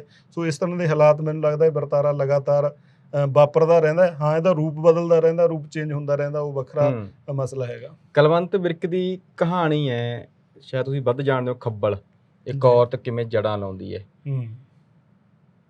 ਇੱਕ ਤਾਂ ਆਪਣੇ ਜ਼ਿਮੀਂਦਾਰ ਭਾਈਚਾਰੇ ਵੱਲੋਂ ਜ਼ਮੀਨਾਂ ਨੂੰ ਦੇਖ ਕੇ, ਕਾਬਲੀਅਤ ਨੂੰ, ਪੜ੍ਹਾਈ ਨੂੰ, ਹੋਰ ਟੈਲੈਂਟ ਨੂੰ ਅੱਖੋਂ ਪਰੋਖੇ ਕਰਕੇ, ਜ਼ਮੀਨਾਂ ਨੂੰ ਦੇਖ ਕੇ ਸੌਦੇਬਾਜ਼ੀ ਕਰਕੇ ਰਿਸ਼ਤੇ ਹੁੰਦੇ ਨੇ ਤੇ ਫਿਰ ਉਹ ਮਜਬੂਰ ਹੋ ਕੇ ਇੱਕ ਜਾ ਕੇ ਬਿਹਾਰ ਦੀ, ਬੰਗਾਲ ਦੀ ਜਾਂ ਕਿਸੇ ਵੀ ਹੋਰ ਸਟੇਟ ਦੀ ਔਰਤ ਨਾਲ ਵਿਆਹ ਕਰਾਉਂਦਾ ਵਾ, ਇਹਨੂੰ ਕਿਹਨੂੰ ਦੋਸ਼ੀ ਠਹਿਰਾਓਗੇ? ਜਿਹੜਾ ਮਤਲਬ ਇਸ ਤਰੀਕੇ ਦਾ ਸਵਾਲ ਹੈ ਕਿ ਜਦੋਂ ਇਹ ਵਰਤਾਰਾ ਚੱਲਦਾ ਹੈ ਕਿ ਜ਼ਮੀਨ ਨੂੰ ਤਰਜੀਹ ਦਿੱਤੀ ਜਾਂਦੀ ਹੈ ਜਾਂ ਜਾਇਦਾਦ ਨੂੰ ਤਰਜੀਹ ਦਿੱਤੀ ਜਾਂਦੀ ਹੈ, ਵੈਸੇ ਹੁਣ ਥੋੜ੍ਹਾ ਜਿਹਾ ਚੇਂਜ ਹੋਇਆ ਸਮਾਜ ਇਸ ਪੱਖ ਦੇ ਉੱਤੋਂ, ਪਰ ਫਿਰ ਵੀ ਕਿਤੇ ਨਾ ਕਿਤੇ ਆਧਾਰ ਤਾਂ ਸਾਡੀ ਆਰਥਿਕਤਾ ਨੂੰ ਹੀ ਰੱਖਿਆ ਜਾਂਦਾ। ਸੌਦੇਬਾਜ਼ੀ ਤਾਂ ਵੱਡੀਆਂ ਹੋ ਗਈਆਂ, ਸੌਦੇਬਾਜ਼ੀਆਂ ਵੱਡੀਆਂ ਹੋ ਗਈਆਂ ਉਸ ਨਾਲੋਂ ਵੀ, ਉਹ ਉਦੋਂ ਕਿਤੇ ਛੋਟੀਆਂ ਹੁੰਦੀਆਂ ਸੀਗੀਆਂ। ਪਰ ਹੁਣ ਇੱਕ ਮਨੁੱਖ ਹੈ, ਮਨੁੱਖ ਨੇ ਮੇਰੇ ਕੋਲੇ ਕੁਛ ਜ਼ਿਆਦਾ ਹੈ, ਤੇਰੇ ਕੋਲੇ ਕੁਛ ਘੱਟ ਹੈ, ਪਰ ਜ਼ਿੰਦਗੀ ਤਾਂ ਤੂੰ ਵੀ ਜਿਉਣੀ ਹੋਈ ਹੈ ਨਾ ਉਸ ਤਰੀਕੇ ਦੇ ਨਾਲ। ਜ਼ਿੰਦਗੀ 'ਚ ਤਾਂ ਤੇਰੇ ਵੀ ਉਹੀ ਚਾਅ ਨੇ, ਜ਼ਿੰਦਗੀ 'ਚ ਤੈਨੂੰ ਵੀ ਉਹੀ ਚੀਜ਼ਾਂ ਚਾਹੀਦੀਆਂ ਨੇ, ਜ਼ਿੰਦਗੀ 'ਚ ਤੈਨੂੰ ਵੀ ਔਰਤ ਦੀ ਲੋੜ ਹੈ, ਜ਼ਿੰਦਗੀ 'ਚ ਤੈਨੂੰ ਵੀ ਬੱਚਿਆਂ ਦੀ ਲੋੜ ਹੈ। ਸੋ ਵਰਤਾਰਾ ਤਾਂ ਸਾਰਾ ਉਵੇਂ ਹੀ ਵਾਪਰਦਾ ਹੈ। ਪਰ ਜਦੋਂ ਹਾਲਾਤ ਬੰਦੇ ਦੇ ਬਸੋਂ ਬਾਹਰੇ ਹੋ ਜਾਂਦੇ ਹੈ, ਜਾਂ ਉਹਨੂੰ ਲੱਗਦਾ ਹੈ ਕਿ ਯਾਰ ਇਸ ਤੋਂ ਉੱਤੇ ਤਾਂ ਮੇਰਾ ਹੁਣ ਕੋਈ ਹੱਲ ਨਹੀਂ ਹੈਗਾ, ਜਾਂ ਇਸ ਤੋਂ ਵੱਧ ਮੇਰਾ ਹੁਣ ਕੋਈ ਫੌ ਨਹੀਂ ਪੈਂਦਾ ਇੱਥੇ ਕਿਸੇ ਵੀ ਤਰੀਕੇ ਦੇ ਨਾਲ, ਫਿਰ ਉਹ ਕੋਈ ਹੋਰ ਰਾਹ ਹੈ ਜਿਹੜੇ ਉਹ ਲੱਭੇ ਜਾਂਦੇ ਹੈ। ਹੋਰ ਰਾਹਾਂ ਦੇ ਵਿੱਚੋਂ ਹੀ ਜਿਵੇਂ ਇਸ ਨਾਵਲ ਦਾ ਪਾਤਰ ਹੈ ਲੀਲੂ, ਜਿਹੜਾ ਮੁੱਖ ਪਾਤਰ ਹੈ, ਉਹ ਵੀ ਇਸੇ ਤਰ੍ਹਾਂ ਸਤਾਇਆ ਹੋਇਆ ਹੈ। ਉਹਦੇ ਕੋਲ ਬਹੁਤ ਛੋਟੀ ਜ਼ਮੀਨ ਹੈ ਜਾਂ ਬਹੁਤ ਘੱਟ ਜ਼ਮੀਨ ਹੈ। ਉਹ ਦੇਖਦਾ ਕਿ ਆਲੇ ਦੁਆਲੇ ਦੇ ਵਿੱਚ ਅੱਗੇ ਉਹ ਕਰੈਕਟਰ ਇੱਦਾਂ ਦਾ ਕਿ ਉਹ ਲੋਕਾਂ ਦੇ ਵਿਆਹ ਦੇ ਵਿੱਚ ਸਪੀਕਰ ਲਾਉਣ ਦਾ ਕੰਮ ਕਰਦਾ ਹੈ। ਹੁਣ ਜਿਹੜਾ ਬੰਦਾ ਲੋਕਾਂ ਦੇ ਵਿਆਹ ਕਰਾਉਂਦਾ ਹੈ, ਉਹ ਮਨੋਰੰਜਨ ਦੇਖਦਾ ਹੈ, ਉਹ ਚੀਜ਼ਾਂ ਦੇਖਦਾ ਹੈ, ਵਿਆਹ ਦੇ ਉਹ ਚਾਅ ਦੇਖਦਾ ਹੈ, ਉਹ ਸੁਪਨੇ ਦੇਖਦਾ, ਤੇ ਆਪਦਾ ਉਹਦਾ ਵਿਆਹ ਨਹੀਂ ਹੋ ਰਿਹਾ। ਫਿਰ ਉਹ ਕੋਈ ਨਾ ਕੋਈ ਰਾਹ ਲੱਭਦਾ ਕਿ ਹੁਣ ਯਾਰ ਕੀਤਾ ਕੀ ਜਾਵੇ ਫਿਰ ਜ਼ਿੰਦਗੀ ਦੇ ਵਿੱਚ। ਫਿਰ ਉਸੇ ਕੂਣੀ ਮੋੜ ਤੋਂ ਉਹਦੀ ਜ਼ਿੰਦਗੀ ਇੱਕ ਮੋੜ ਕੱਟਦੀ ਹੈ ਕਿ ਉਹ ਇੱਦਾਂ ਦੀ ਆਪਸ਼ਨ ਲੱਭਦਾ ਹੈ। ਕੋਈ ਬੰਗਾਲ ਦੀ ਜਨਾਨੀ, ਕੋਈ ਡਰਾਈਵਰ ਹੈ ਜਿਹੜਾ ਪਿੰਡ ਦਾ, ਉਹਦੇ ਨਾਲ ਗੱਲਾਂ ਕਰਦਾ ਉਹਦੇ ਬਾਰੇ ਕਿ ਇੱਥੋਂ ਇਸ ਤਰੀਕੇ ਦੇ ਨਾਲ ਜਨਾਨੀਆਂ ਮਿਲ ਜਾਂਦੀਆਂ, ਤੈਨੂੰ ਇੱਕ ਲਿਆ ਕੇ ਦੇ ਦਿੰਦੇ ਹਾਂ, ਤੂੰ ਆਪਦਾ ਘਰ ਵਸਾ ਲੈ। ਹੁਣ ਉਹ ਸੋਚਦਾ ਵੀ ਹੈ ਵੀ ਆਲਾ ਦੁਆਲਾ ਕੀ ਕਹੂਗਾ, ਭੈਣ ਭਰਾ ਕੀ ਕਹਿਣਗੇ, ਰਿਸ਼ਤੇਦਾਰ ਕੀ ਕਹਿਣਗੇ, ਪਰ ਫਿਰ ਵੀ ਕਿਤੇ ਨਾ ਕਿਤੇ ਉਹਨਾਂ ਸੋਚਾਂ ਦੇ ਵਿੱਚੋਂ ਉਹ ਇਸ ਸਿੱਟੇ ਤੇ ਪਹੁੰਚਦਾ ਕਿ ਯਾਰ ਜਿਹੜਾ ਕਿਸੇ ਨੇ ਕਹਿਣਾ ਕਹੀ ਜਾਵੇ, ਮੈਂ ਆਪਦੀ ਜ਼ਿੰਦਗੀ ਦੇਖਣੀ ਹੈ, ਮੈਂ ਕਿਵੇਂ ਜਿਉਣੀ ਹੈ। ਫਿਰ ਉਹ ਉਸ ਰਾਹ ਨੂੰ ਤੁਰਦਾ ਤਾਂ ਉਹ ਮਤਲਬ ਉਸ ਡਰਾਈਵਰ ਦੀ ਮਦਦ ਦੇ ਨਾਲ ਰੀਤਾ ਨੂੰ ਲੈ ਕੇ ਆਉਂਦਾ ਹੈ, ਆਪਣੀ ਵਾਈਫ ਨੂੰ ਲੈ ਕੇ ਆਉਂਦਾ, ਜਿਹਦੇ ਨਾਲ ਉਹ ਵਿਆਹ ਕਰਾਉਂਦਾ। ਉਸ ਤੋਂ ਬਾਅਦ ਮਤਲਬ ਉਹਦੀ ਪਰਿਵਾਰ, ਉਹਦਾ ਯਥਾਰਥਕ ਜਿਹੜਾ ਉਹਦਾ ਜੀਵਨ ਹੈ ਜਿਹੜਾ ਉਸ ਤਰੀਕੇ ਦੇ ਨਾਲ ਚੱਲਣਾ ਸ਼ੁਰੂ ਹੁੰਦਾ। ਸੋ ਇਹ ਆਪਸ਼ਨਾਂ ਨੇ, ਕਿਸੇ ਕੋਲੇ ਕਿਸੇ ਤਰੀਕੇ ਦੀਆਂ, ਕਿਸੇ ਕੋਲੇ ਕਿਸੇ ਤਰੀਕੇ ਦੀਆਂ। ਉਹਨਾਂ ਸਮਿਆਂ ਦੇ ਵਿੱਚ ਇਹੀ ਆਪਸ਼ਨ ਹੁੰਦੀ ਸੀਗੀ ਕਿ ਇਹ ਆਖਰੀ ਆਪਸ਼ਨ ਸੀਗੀ ਕਿ ਇੱਦਾਂ ਦਾ। ਉਸ ਤੋਂ ਪਹਿਲਾਂ ਇੱਕ ਆਪਸ਼ਨ ਹੁੰਦੀ ਸੀਗੀ, ਤੁਸੀਂ ਨਾਵਲ ਦੇ ਵਿੱਚ ਵੀ ਉਹਦਾ ਜ਼ਿਕਰ ਪੜ੍ਹੋਗੇ, ਕਿ ਬੰਗਾਲ ਵਾਲਾ ਟਰੈਂਡ ਬਾਅਦ ਦੇ ਵਿੱਚ ਚੱਲਦਾ ਹੈ ਮਾਲਵੇ ਦੇ ਵਿੱਚ। ਉਸ ਤੋਂ ਪਹਿਲਾਂ ਇੱਕ ਟਰੈਂਡ ਸੀਗਾ ਕਿ ਬਾਂਗਰ ਦੀਆਂ ਔਰਤਾਂ ਨੂੰ ਵਿਆਹ ਕੇ ਲਿਆਂਦਾ ਜਾਂਦਾ ਸੀ। ਉਹ ਜਿਹੜਾ ਲੀਲੂ ਹੈ ਸ਼ਾਇਦ ਉਹਦਾ ਭਰਾ ਹੈਗਾ, ਸ਼ਾਇਦ ਉਹ ਬਾਂਗਰ ਨਾਲ ਜੁੜਿਆ ਹੋਇਆ। ਉਹ ਉਸ ਤੋਂ ਅਗਲੇ ਸਟੈਪ ਤੇ ਜਾਂਦਾ ਲੀਲੂ, ਉਹਨੂੰ ਬਾਂਗਰ ਵਾਲਾ ਰਿਸ਼ਤਾ ਵੀ ਹੁਣ ਹਟ ਜਾਂਦਾ। ਬਾਂਗਰ ਵਾਲੇ ਪਹਿਲਾਂ ਮਤਲਬ ਇਕੱਠੇ 4-4 5-5 6-6 ਭਰਾ ਹੁੰਦੇ ਆ, ਉਹ ਇਕੱਠੇ ਭੈਣਾਂ 3-3 4-4 ਭੈਣਾਂ, ਉਹ ਮਤਲਬ ਉਹ ਕਲਚਰ ਚੱਲਦਾ ਪਹਿਲਾਂ। ਫਿਰ ਕਿਤੇ ਨਾ ਕਿਤੇ ਉਸ ਕਲਚਰ ਦਾ ਵੀ ਕਹਿਣ ਦਾ ਭਾਵ ਸਟੇਟਾਂ ਦੇ ਵਿੱਚ ਹੀ ਫਰਕ ਪੈਣਾ ਸ਼ੁਰੂ ਹੋ ਜਾਂਦਾ ਹੈ, ਜਾਂ ਉਹ ਕਲਚਰ ਕਿਤੇ ਨਾ ਕਿਤੇ ਫਿਰ ਰੂਪ ਬਦਲਦਾ ਹੈ। ਫਿਰ ਉਹ ਬਾਂਗਰ ਵਾਲੀ ਸਥਿਤੀ ਜਾ ਕੇ ਕਿਤੇ ਬੰਗਾਲ ਦੀਆਂ ਔਰਤਾਂ ਨਾਲ ਜੁੜ ਜਾਂਦੀ ਹੈ, ਉੱਥੇ ਤੱਕ ਉਹ ਗੱਲਾਂ ਜਿਹੜੀਆਂ ਪਹੁੰਚ ਜਾਂਦੀਆਂ। ਵੈਸੇ ਤਾਂ ਹਰ ਮਨੁੱਖ ਦੋਗਲਾ ਚਿਹਰਾ ਹੈ। ਅਸੀਂ ਆਪਣੀ ਨਿੱਜੀ ਹਿੱਤ ਆਪਣੇ ਜਦੋਂ ਭਾਰੂ ਪੈ ਜਾਂਦੇ ਨੇ, ਫਿਰ ਅਸੀਂ ਜਿਹੜੀ ਗੱਲ ਕਿਸੇ ਹੋਰ ਲਈ ਕਰਦੇ ਹੁੰਦੇ, ਅਸੀਂ ਆਪਣੇ ਲਈ ਪਾਸਾ ਵਟ ਲੈਂਦੇ ਹਾਂ। ਅਸੀਂ ਅੰਤਰਜਾਤੀ ਵਿਆਹ ਤੋਂ ਭੱਜਦੇ ਹਾਂ। ਉਹ ਡਾਕਟਰ ਹਰਸ਼ਿੰਦਰ ਕੌਰ ਦਾ ਇੱਕ ਵਾਰੀ ਆਰਟੀਕਲ ਲੱਗਿਆ ਸੀ ਕਿਤੇ, ਉਹਨਾਂ ਨੇ ਲਿਖਿਆ ਸੀ ਕਹਿੰਦੇ ਵੀ ਹਰ ਜਵਾਨ ਉਮਰ ਖੂਬਸੂਰਤ ਹਮਸਫਰ ਭਾਲਦੀ ਹੈ। ਅਸੀਂ ਅੰਤਰਜਾਤੀ ਵਿਆਹ ਤੋਂ ਭੱਜਣਾ। ਜੇ ਜਾਤ ਦੀ ਮਿਲਦੀ ਹੋਵੇ ਅਸੀਂ ਫਿਰ ਵੀ ਉਹਨੂੰ ਉਦੋਂ ਸਾਡੀ ਅਣਖ ਜਾਗ ਪੈਂਦੀ ਹੈ। ਇੱਕ ਪਾਸੇ ਤਾਂ ਅਸੀਂ ਬਿਹਾਰੀਆਂ ਨੂੰ ਲਿਆਉਣ ਵਾਲੇ, ਯੂਪੀ ਮਜ਼ਦੂਰਾਂ ਨੂੰ ਲਿਆਉਣ ਵਾਲੇ, ਪ੍ਰਵਾਸੀ ਮਜ਼ਦੂਰਾਂ ਨੂੰ, ਹਾਲਾਂਕਿ ਸਾਨੂੰ ਇਸ ਗੱਲ ਦੀ ਬੰਦਸ਼ ਨਹੀਂ ਹੋਣੀ ਚਾਹੀਦੀ। ਜਦੋਂ ਅਸੀਂ ਕੈਨੇਡਾ ਅਮਰੀਕਾ ਜਾ ਕੇ ਰੋਟੀ ਕਮਾ ਸਕਦੇ ਹਾਂ ਤਾਂ ਉਹਨਾਂ ਦਾ ਵੀ ਦੇਸ਼ ਹੈ ਇਹ, ਉਹਨਾਂ ਦਾ ਵੀ ਹੱਕ ਹੈ ਕੋਈ ਇੱਥੇ ਰੋਜੀ ਰੋਟੀ ਕਮਾ ਸਕਦੇ ਨੇ। ਅਸੀਂ ਉਹਨਾਂ ਦੇ ਹੁਣ ਉਂਗਲ ਚੱਕਣ ਲੱਗੇ, ਲਿਆਉਣ ਵਾਲੇ ਵੀ ਅਸੀਂ ਲੋਕ ਆਂਗੇ। ਤੇ ਫਿਰ ਜਦੋਂ ਕੋਈ ਘੱਟ ਜ਼ਮੀਨਾਂ, ਬੇਜ਼ਮੀਨਾਂ ਜਾ ਕੇ ਇਸ ਤਰ੍ਹਾਂ ਵਿਆਹ ਕਰਾਉਂਦਾ, ਫਿਰ ਸਾਡੀ ਅਣਖ ਕਿੱਧਰ ਜਾਂਦੀ ਹੈ, ਘਾਹ ਚਰਨਾ। ਇਹਨੂੰ ਕਿਵੇਂ ਦੇਖਦੇ ਹੋ? ਬਿਲਕੁਲ, ਇਸ ਮਸਲੇ ਦੇ ਉੱਤੇ ਜਿਹੜੀ ਅਣਖ ਦਾ ਰੌਲਾ ਹੈ ਨਾ, ਦੇਖੋ ਅਣਖ ਦੀ ਜਿਹੜੀ ਗੱਲ ਹੁੰਦੀ ਹੈ, ਇਹ ਉਹਨਾਂ ਚਿਰ ਹੀ, ਜਿਵੇਂ ਉਹ ਕਹਿੰਦੇ ਹੁੰਦੇ ਆ ਕਿ ਜਿਹਦੇ ਘਰ ਦਾਣੇ ਉਹਦੇ ਕਾਮਲੇ ਵੀ ਸਿਆਣੇ, ਉਹਨਾਂ ਚਿਰ ਇਹ ਸਾਰੀਆਂ ਗੱਲਾਂ ਔੜਦੀਆਂ ਬੰਦੇ ਨੂੰ। ਉਹ ਅਣਖੀ ਵੀ ਹੁੰਦਾ ਹੈ, ਉਹ ਸਾਰੇ ਵਰਤਾਰੇ 'ਚ ਉਸ ਤਰੀਕੇ ਦੇ ਨਾਲ ਵਿਚਰਦਾ ਹੈ। ਪਰ ਜਦੋਂ ਹਾਲਾਤ ਬੰਦੇ ਦੇ ਬਸੋਂ ਬਾਹਰੇ ਹੋ ਜਾਂਦੇ ਆ ਨਾ, ਫਿਰ ਸਾਰਾ ਕੁਛ ਬੰਦਾ ਕਿਤੇ ਨਾ ਕਿਤੇ ਇਹ ਚੀਜ਼ਾਂ ਵੀ ਦਾਅ ਤੇ ਲਾ ਦਿੰਦਾ। ਹੁਣ ਜਦੋਂ ਮਤਲਬ ਹਾਲਾਤ ਇਦਾਂ ਦੇ ਬਣ ਗਏ ਕਿ ਉਹਦੀ ਜ਼ਿੰਦਗੀ ਦਾ ਉਹਨੂੰ ਕੋਈ ਮੂੰਹ ਮੱਥਾ ਨਹੀਂ ਦਿਸ ਰਿਹਾ, ਉਹਦੀ ਜ਼ਿੰਦਗੀ ਦਾ ਕੋਈ ਉਹਨੂੰ ਅੱਗੇ ਪੜਾਅ ਨਹੀਂ ਦਿਸ ਰਿਹਾ ਕਿ ਉਹ ਬੰਦਾ ਕੀ ਕਰੇ ਕੀ ਨਾ ਕਰੇ। ਇਕੱਲੇ ਇਸ ਮਸਲੇ ਨੂੰ ਲੈ ਕੇ ਨਹੀਂ, ਆਪਾਂ ਬਹੁਤ ਸਾਰੇ ਮਸਲਿਆਂ ਨੂੰ ਲੈ ਕੇ ਗੱਲ ਕਰ ਸਕਦੇ ਹਾਂ ਕਿ ਜਦੋਂ ਬੰਦਾ ਬਾਗੀ ਹੁੰਦਾ ਹੈ, ਜਦੋਂ ਬੰਦਾ ਹਥਿਆਰ ਡੇਗਦਾ ਹੈ, ਹਾਂ ਹਰੇਕ ਕਰੈਕਟਰ ਆਮ ਤੌਰ 'ਤੇ ਜਦੋਂ ਕੋਈ ਸਟੈਪ ਪੱਟਦਾ ਹੈ ਤਾਂ ਉਹਦੇ ਦਿਮਾਗ ਦੇ ਵਿੱਚ, ਉਹਦੇ ਜ਼ਿਹਨ ਦੇ ਵਿੱਚ ਬੜੀਆਂ ਲੜਾਈਆਂ ਲੜੀਆਂ ਜਾਂਦੀਆਂ, ਚਾਹੇ ਉਹ ਅੰਤਰਜਾਤੀ ਵਿਆਹ ਦੀ ਹੋਵੇ, ਚਾਹੇ ਅਣਖ ਦੀ ਹੋਵੇ, ਚਾਹੇ ਕਿਸੇ ਵੀ ਤਰੀਕੇ ਦੀ ਹੋਰ ਦੀ ਹੋਵੇ, ਜਾਂ ਲੀਲੂ ਵਰਗੇ ਕਰੈਕਟਰ ਦੀ ਬਾਹਰਲੀ ਜਨਾਨੀ ਲਿਆਉਣ ਦੀ ਗੱਲ ਹੋਵੇ, ਬੰਗਾਲ ਦੀ ਜਨਾਨੀ ਲਿਆਉਣ ਦੀ ਗੱਲ ਹੋਵੇ, ਉਹ ਬੜੀਆਂ ਲੜਾਈਆਂ ਆਪਦੇ ਮਨ ਨਾਲ ਲੜਦਾ ਹੈ। ਪਰ ਕਿਤੇ ਨਾ ਕਿਤੇ ਕਹਿਣ ਦਾ ਭਾਵ ਉਹ ਬਾਗੀ ਬੰਦੇ ਹੁੰਦੇ ਆ, ਜਾਂ ਉਹ ਉਹੀ ਬੰਦੇ ਹੁੰਦੇ ਆ ਜਿਨ੍ਹਾਂ ਨੇ ਕਿਤੇ ਨਾ ਕਿਤੇ ਟਰੈਂਡ ਚੇਂਜ ਕਰਨੇ ਹੁੰਦੇ ਨੇ, ਜ਼ਿੰਦਗੀ ਦੇ ਰਾਹ ਚੇਂਜ ਕਰਨੇ ਹੁੰਦੇ ਨੇ। ਸੋ ਉਹੋ ਜਿਹੇ ਬੰਦੇ ਜਦੋਂ ਹੌਸਲਾ ਕਰਕੇ ਕਰਦੇ ਆ ਜਾਂ ਕਰ ਲੈਂਦੇ ਆ, ਉਹ ਫਿਰ ਠੀਕ ਹੈ ਆਪਣੀ ਜ਼ਿੰਦਗੀ ਵਾਸਤੇ। ਉਹ ਫਿਰ ਜਦੋਂ ਕਹਿਣੋਂ ਹਟ ਜਾਂਦਾ ਕਿ ਯਾਰ ਆਪਾਂ ਨੇ ਕੀ ਲੈਣਾ, ਕੋਈ ਕੁਛ ਮਰਜ਼ੀ ਕਰੀ ਜਾਵੇ, ਆਪਾਂ ਆਪਦੀ ਜ਼ਿੰਦਗੀ ਦੇਖਣੀ ਹੈ, ਮੇਰੀ ਜ਼ਿੰਦਗੀ ਮੈਂ ਕਿਵੇਂ ਜਿਉਣੀ ਹੈ, ਮੇਰੀ ਜ਼ਿੰਦਗੀ ਨੂੰ ਮੈਂ ਕਿਹੜੇ ਪਾਸੇ ਲੈ ਕੇ ਜਾਣਾ। ਸੋ ਇਸ ਵਰਤਾਰੇ ਦੇ ਵਿੱਚ ਉਹ ਫਿਰ ਚੀਜ਼ਾਂ ਸਾਰੀਆਂ ਕਿਤੇ ਸਾਈਡਾਂ 'ਤੇ ਰਹਿ ਜਾਂਦੀਆਂ। ਜਦੋਂ ਬੰਦਾ ਸੌਖਾ ਹੈ, ਸਹੀ ਰਾਹ 'ਤੇ ਤੁਰਿਆ ਜਾਂਦਾ, ਉਦੋਂ ਇਹ ਚੀਜ਼ਾਂ ਵੱਡੇ ਰੂਪ ਦੇ ਵਿੱਚ ਸਾਡੇ ਸਾਹਮਣੇ ਆਉਂਦੀਆਂ, ਜਾਂ ਵੱਡੇ ਰੂਪ ਦੇ ਵਿੱਚ ਉਹਨਾਂ ਚੀਜ਼ਾਂ ਨੂੰ ਅਸੀਂ ਦੇਖਦੇ ਹਾਂ ਕਿ ਆਹ ਮਸਲਾ ਹੁੰਦਾ ਜੀ, ਆਹ ਮਸਲਾ ਹੁੰਦਾ ਜੀ, ਆਹ ਮਸਲਾ ਹੁੰਦਾ ਜੀ। ਜਿਵੇਂ ਕਿ ਹੁਣ ਦੀ ਪੀੜ੍ਹੀ ਦੀ ਤੁਸੀਂ ਗੱਲ ਕਰੋ, ਇਹ ਲੀਲੂ ਹੋਰਾਂ ਵਾਲੀ ਪੀੜ੍ਹੀ ਸੀ ਜਾਂ ਪਿੰਡਾਂ ਦੀ ਉਸ ਸਮੇਂ ਦਾ ਦੌਰ ਸੀ। ਹੁਣ ਦੀ ਪੀੜ੍ਹੀ ਇਹਨਾਂ ਗੱਲਾਂ ਤੋਂ ਬਹੁਤ ਜ਼ਿਆਦਾ ਅੱਗੇ ਲੰਘ ਚੁੱਕੀ ਹੈ। ਉਹ ਕਹਿੰਦੇ ਯਾਰ ਤੈਨੂੰ ਸਾਡੇ ਨਾਲ ਕੋਈ ਮਤਲਬ ਨਹੀਂ ਹੈਗਾ, ਮੈਂ ਦੇਖਣਾ ਨਾ, ਆਪਣੇ ਬੱਚੇ, ਛੋਟੇ ਬੱਚੇ ਪੀੜ੍ਹੀ ਇਹ ਕਹਿਣ ਲੱਗ ਗਈ, ਮੈਂ ਦੇਖਣਾ ਨਾ ਮੈਂ ਜ਼ਿੰਦਗੀ 'ਚ ਕੀ ਕਰਨਾ, ਤੂੰ ਮੈਨੂੰ ਮੌਕਾ ਦੇ, ਮੈਨੂੰ ਕਰਨ ਦੇ, ਮੈਂ ਆਪੇ ਕਰ ਲੂੰਗਾ, ਕੋਈ ਗੱਲ ਨਹੀਂ। ਉਦੋਂ ਇਹ ਚੀਜ਼ਾਂ ਕਿਤੇ ਨਾ ਕਿਤੇ ਆਪੇ ਮਹਿਨਸ ਹੋ ਜਾਂਦੀਆਂ, ਆਪੇ ਇਹਨਾਂ ਦੇ ਨੋਟਸ ਲੈਣੋਂ ਲੋਕ ਬੰਦ ਕਰ ਦਿੰਦੇ ਆ, ਲੋਕ ਸਮਝੌਤੇ ਕਰਨ ਲੱਗ ਜਾਂਦੇ ਆ। ਪਿਛਲੇ ਦਿਨੀ ਮੈਂ ਕਿਸੇ ਇੱਕ ਸਕ੍ਰਿਪਟ ਪੜ੍ਹ ਰਿਹਾ ਸੀਗਾ, ਪਰਮਿੰਦਰ ਸੋਢੀ ਨੇ ਸ਼ਾਇਦ ਕਿਤੇ ਲਿਖਿਆ, ਉਹ ਕਹਿੰਦਾ ਇੱਕ ਮਸਲਾ ਹੁਣ ਇੱਦਾਂ ਦਾ ਬਣ ਗਿਆ, ਆਸਟ੍ਰੇਲੀਆ ਦੀ ਸ਼ਾਇਦ ਉਹ ਗੱਲ ਸੀਗੀ, ਕਹਿੰਦਾ ਇੱਕ ਮਸਲਾ ਹੁਣ ਇੱਦਾਂ ਦਾ ਬਣ ਗਿਆ ਕਿ ਕਦੇ ਅਸੀਂ ਸੋਚਦੇ ਹੁੰਦੇ ਸੀਗੇ ਬਾਹਰਲੇ ਮੁਲਕਾਂ ਦੇ ਵਿੱਚ ਕਿ ਸਾਡੀ ਕੁੜੀ ਗੋਰੇ ਨਾਲ ਨਾ ਵਿਆਹ ਕਰਾਵੇ, ਫਿਰ ਅਸੀਂ ਸੋਚਣ ਲੱਗ ਗਏ ਵੀ ਸਾਡੀ ਕੁੜੀ ਕਾਲੇ ਨਾਲ ਨਾ ਵਿਆਹ ਕਰਾਵੇ। ਫਿਰ ਕੋਸ਼ਿਸ਼ ਹੁੰਦੀ ਸੀ ਵੀ ਅਸੀਂ ਦੁਬਾਰੇ ਪੰਜਾਬ ਨਾਲ ਜੁੜੀਏ, ਦੁਬਾਰੇ ਆਪਦੇ ਵਤਨ ਨਾਲ ਜੁੜੀਏ, ਉੱਥੋਂ ਦਾ ਹੀ ਮੁੰਡਾ ਹੋਵੇ, ਜਾਂ ਸਾਡਾ ਮੁੰਡਾ ਤਾਂ ਉੱਥੋਂ ਦੀ ਕੁੜੀ ਲੈ ਕੇ ਆਵੇ। ਪਰ ਹੁਣ ਉਹ ਦੌਰ ਇਸ ਦੌਰ ਤੱਕ ਪਹੁੰਚ ਗਿਆ ਕਿ ਚੱਲ ਵਿਆਹ ਮੁੰਡੇ ਨਾਲ ਕਰਾ ਲੇ, ਕਿਤੇ ਕੁੜੀ ਨਾਲ ਹੀ ਨਾ ਕਰਾ ਲੇ ਕੁੜੀ। ਯਾਰ ਮਤਲਬ ਇਹ ਸਟੈਪ ਹੈ ਜ਼ਿੰਦਗੀ ਦੇ। ਹੁਣ ਮਸਲੇ ਇਹ ਬਣ ਗਏ ਕਿ ਕਿਤੇ ਕੁੜੀ ਨਾਲ ਹੀ ਨਾ ਵਿਆਹ ਕਰਾ ਲੇ, ਯਾਰ ਘੱਟੋ ਘੱਟ ਮੁੰਡਾ ਤਾਂ ਹੋਵੇ ਕੋਈ, ਯਾਰ ਮੁੰਡੇ ਨਾਲ ਕਰਾ ਲੇ, ਜਿਹੜਾ ਮਰਜ਼ੀ ਹੋਵੇ, ਗੋਰਾ ਕਾਲਾ ਜਿਹਾ ਜਿਹਾ ਮਰਜ਼ੀ ਹੋਵੇ। ਸੋ ਇਹ ਮਤਲਬ ਜ਼ਿੰਦਗੀ ਨੇ ਇਸੇ ਤਰੀਕੇ ਦੇ ਨਾਲ ਚੱਲੀ ਜਾਣਾ ਹੁੰਦਾ। ਇਹ ਪੜਾਅ ਨੇ, ਅੱਗੇ ਤੋਂ ਅੱਗੇ ਚੀਜ਼ਾਂ ਹੁੰਦੀਆਂ ਰਹਿਣਗੀਆਂ, ਇਹਨਾਂ ਨੂੰ ਰੋਕਿਆ ਨਹੀਂ ਜਾ ਸਕਦਾ। ਪੁਰਾਣੀਆਂ ਚੀਜ਼ਾਂ ਨੂੰ ਯਾਦ ਕਰਕੇ ਝੁਰ ਤਾਂ ਸਕਦੇ ਹਾਂ, ਪਰ ਉਹ ਚੀਜ਼ਾਂ ਕਦੇ ਵਾਪਸ ਨਹੀਂ ਲਿਆਂਦੀਆਂ ਜਾ ਸਕਦੀਆਂ। ਜ਼ਿੰਦਗੀ ਨੇ ਬਦਲਣਾ, ਇਸੇ ਤਰੀਕੇ ਨਾਲ ਬਦਲਦੀ ਰਹੂਗੀ। ਜੇ ਸਾਡੇ ਮੁੰਡੇ ਵਿਦੇਸ਼ਾਂ ਜਾ ਕੇ ਵਿਆਹ ਕਰਾ ਸਕਦੇ ਨੇ, ਜੇ ਸਾਡੇ ਮੁੰਡੇ ਕੁੜੀਆਂ ਬਿਹਾਰ, ਬੰਗਾਲ ਜਾਂ ਇੱਧਰ ਉੱਧਰ ਹੋਰ ਰਾਜਾਂ ਦੇ ਮੁੰਡੇ ਕੁੜੀਆਂ ਇੱਕ ਦੂਜੇ ਨਾਲ ਵਿਆਹ ਕਰਾ ਸਕਦੇ ਨੇ, ਤਾਂ ਜਿਹੜੇ ਪ੍ਰਵਾਸੀ ਮਜ਼ਦੂਰਾਂ 'ਤੇ ਸਵਾਲ ਖੜੇ ਕਰਦੇ ਨੇ, ਤੁਸੀਂ ਉਹਨਾਂ ਬਾਰੇ ਕੀ ਸੋਚਦੇ ਹੋ? ਦੇਖੋ, ਸਵਾਲ ਦਾ ਦੌਰ ਹੈ ਜਿਹੜਾ, ਜਿਵੇਂ ਆਪਾਂ ਪਹਿਲਾਂ ਗੱਲ ਕਰ ਰਹੇ ਹਾਂ ਵੀ ਹਰ ਇੱਕ ਤਰ੍ਹਾਂ ਦੇ ਸਵਾਲ, ਹਰ ਇੱਕ ਤਰ੍ਹਾਂ ਦੇ ਜਵਾਬ ਸੁਸਾਇਟੀ ਦੇ ਵਿੱਚ ਚੱਲਦੇ ਰਹਿੰਦੇ ਆ। ਪਰ ਤੁਸੀਂ ਆਪ ਹੀ ਕਿਤੇ ਉਸ ਗੱਲ ਦਾ ਜਵਾਬ ਦਿੱਤਾ ਸੀਗਾ ਕਿ ਇਹਨਾਂ ਗੱਲਾਂ ਨੂੰ ਜੇ ਅਸੀਂ ਪੂਰੇ ਦੇਸ਼ ਨੂੰ ਇੱਕ ਦੇਸ਼ ਮੰਨਦੇ ਹਾਂ ਤਾਂ ਇਹਨਾਂ ਚੀਜ਼ਾਂ ਨੂੰ ਕਦੇ ਵੀ ਰੋਕਿਆ ਨਹੀਂ ਜਾ ਸਕਦਾ, ਇਹਨਾਂ ਚੀਜ਼ਾਂ ਨੂੰ ਕਦੇ ਵੀ ਬੰਦ ਨਹੀਂ ਕੀਤਾ ਜਾ ਸਕਦਾ। ਹਾਂ, ਸਵਾਲ ਤਾਂ ਇਹ ਪੈਦਾ ਹੁੰਦਾ ਅਸਲ ਦੇ ਵਿੱਚ ਕਿ ਕੈਨੇਡਾ ਨੂੰ ਸਾਡੇ ਜਵਾਕਾਂ ਦੀ ਲੋੜ ਕਿਉਂ ਪਈ, ਜਾਂ ਪੰਜਾਬ ਨੂੰ ਬਾਹਰਲੇ ਮਜ਼ਦੂਰਾਂ ਦੀ ਲੋੜ ਕਿਉਂ ਪਈ।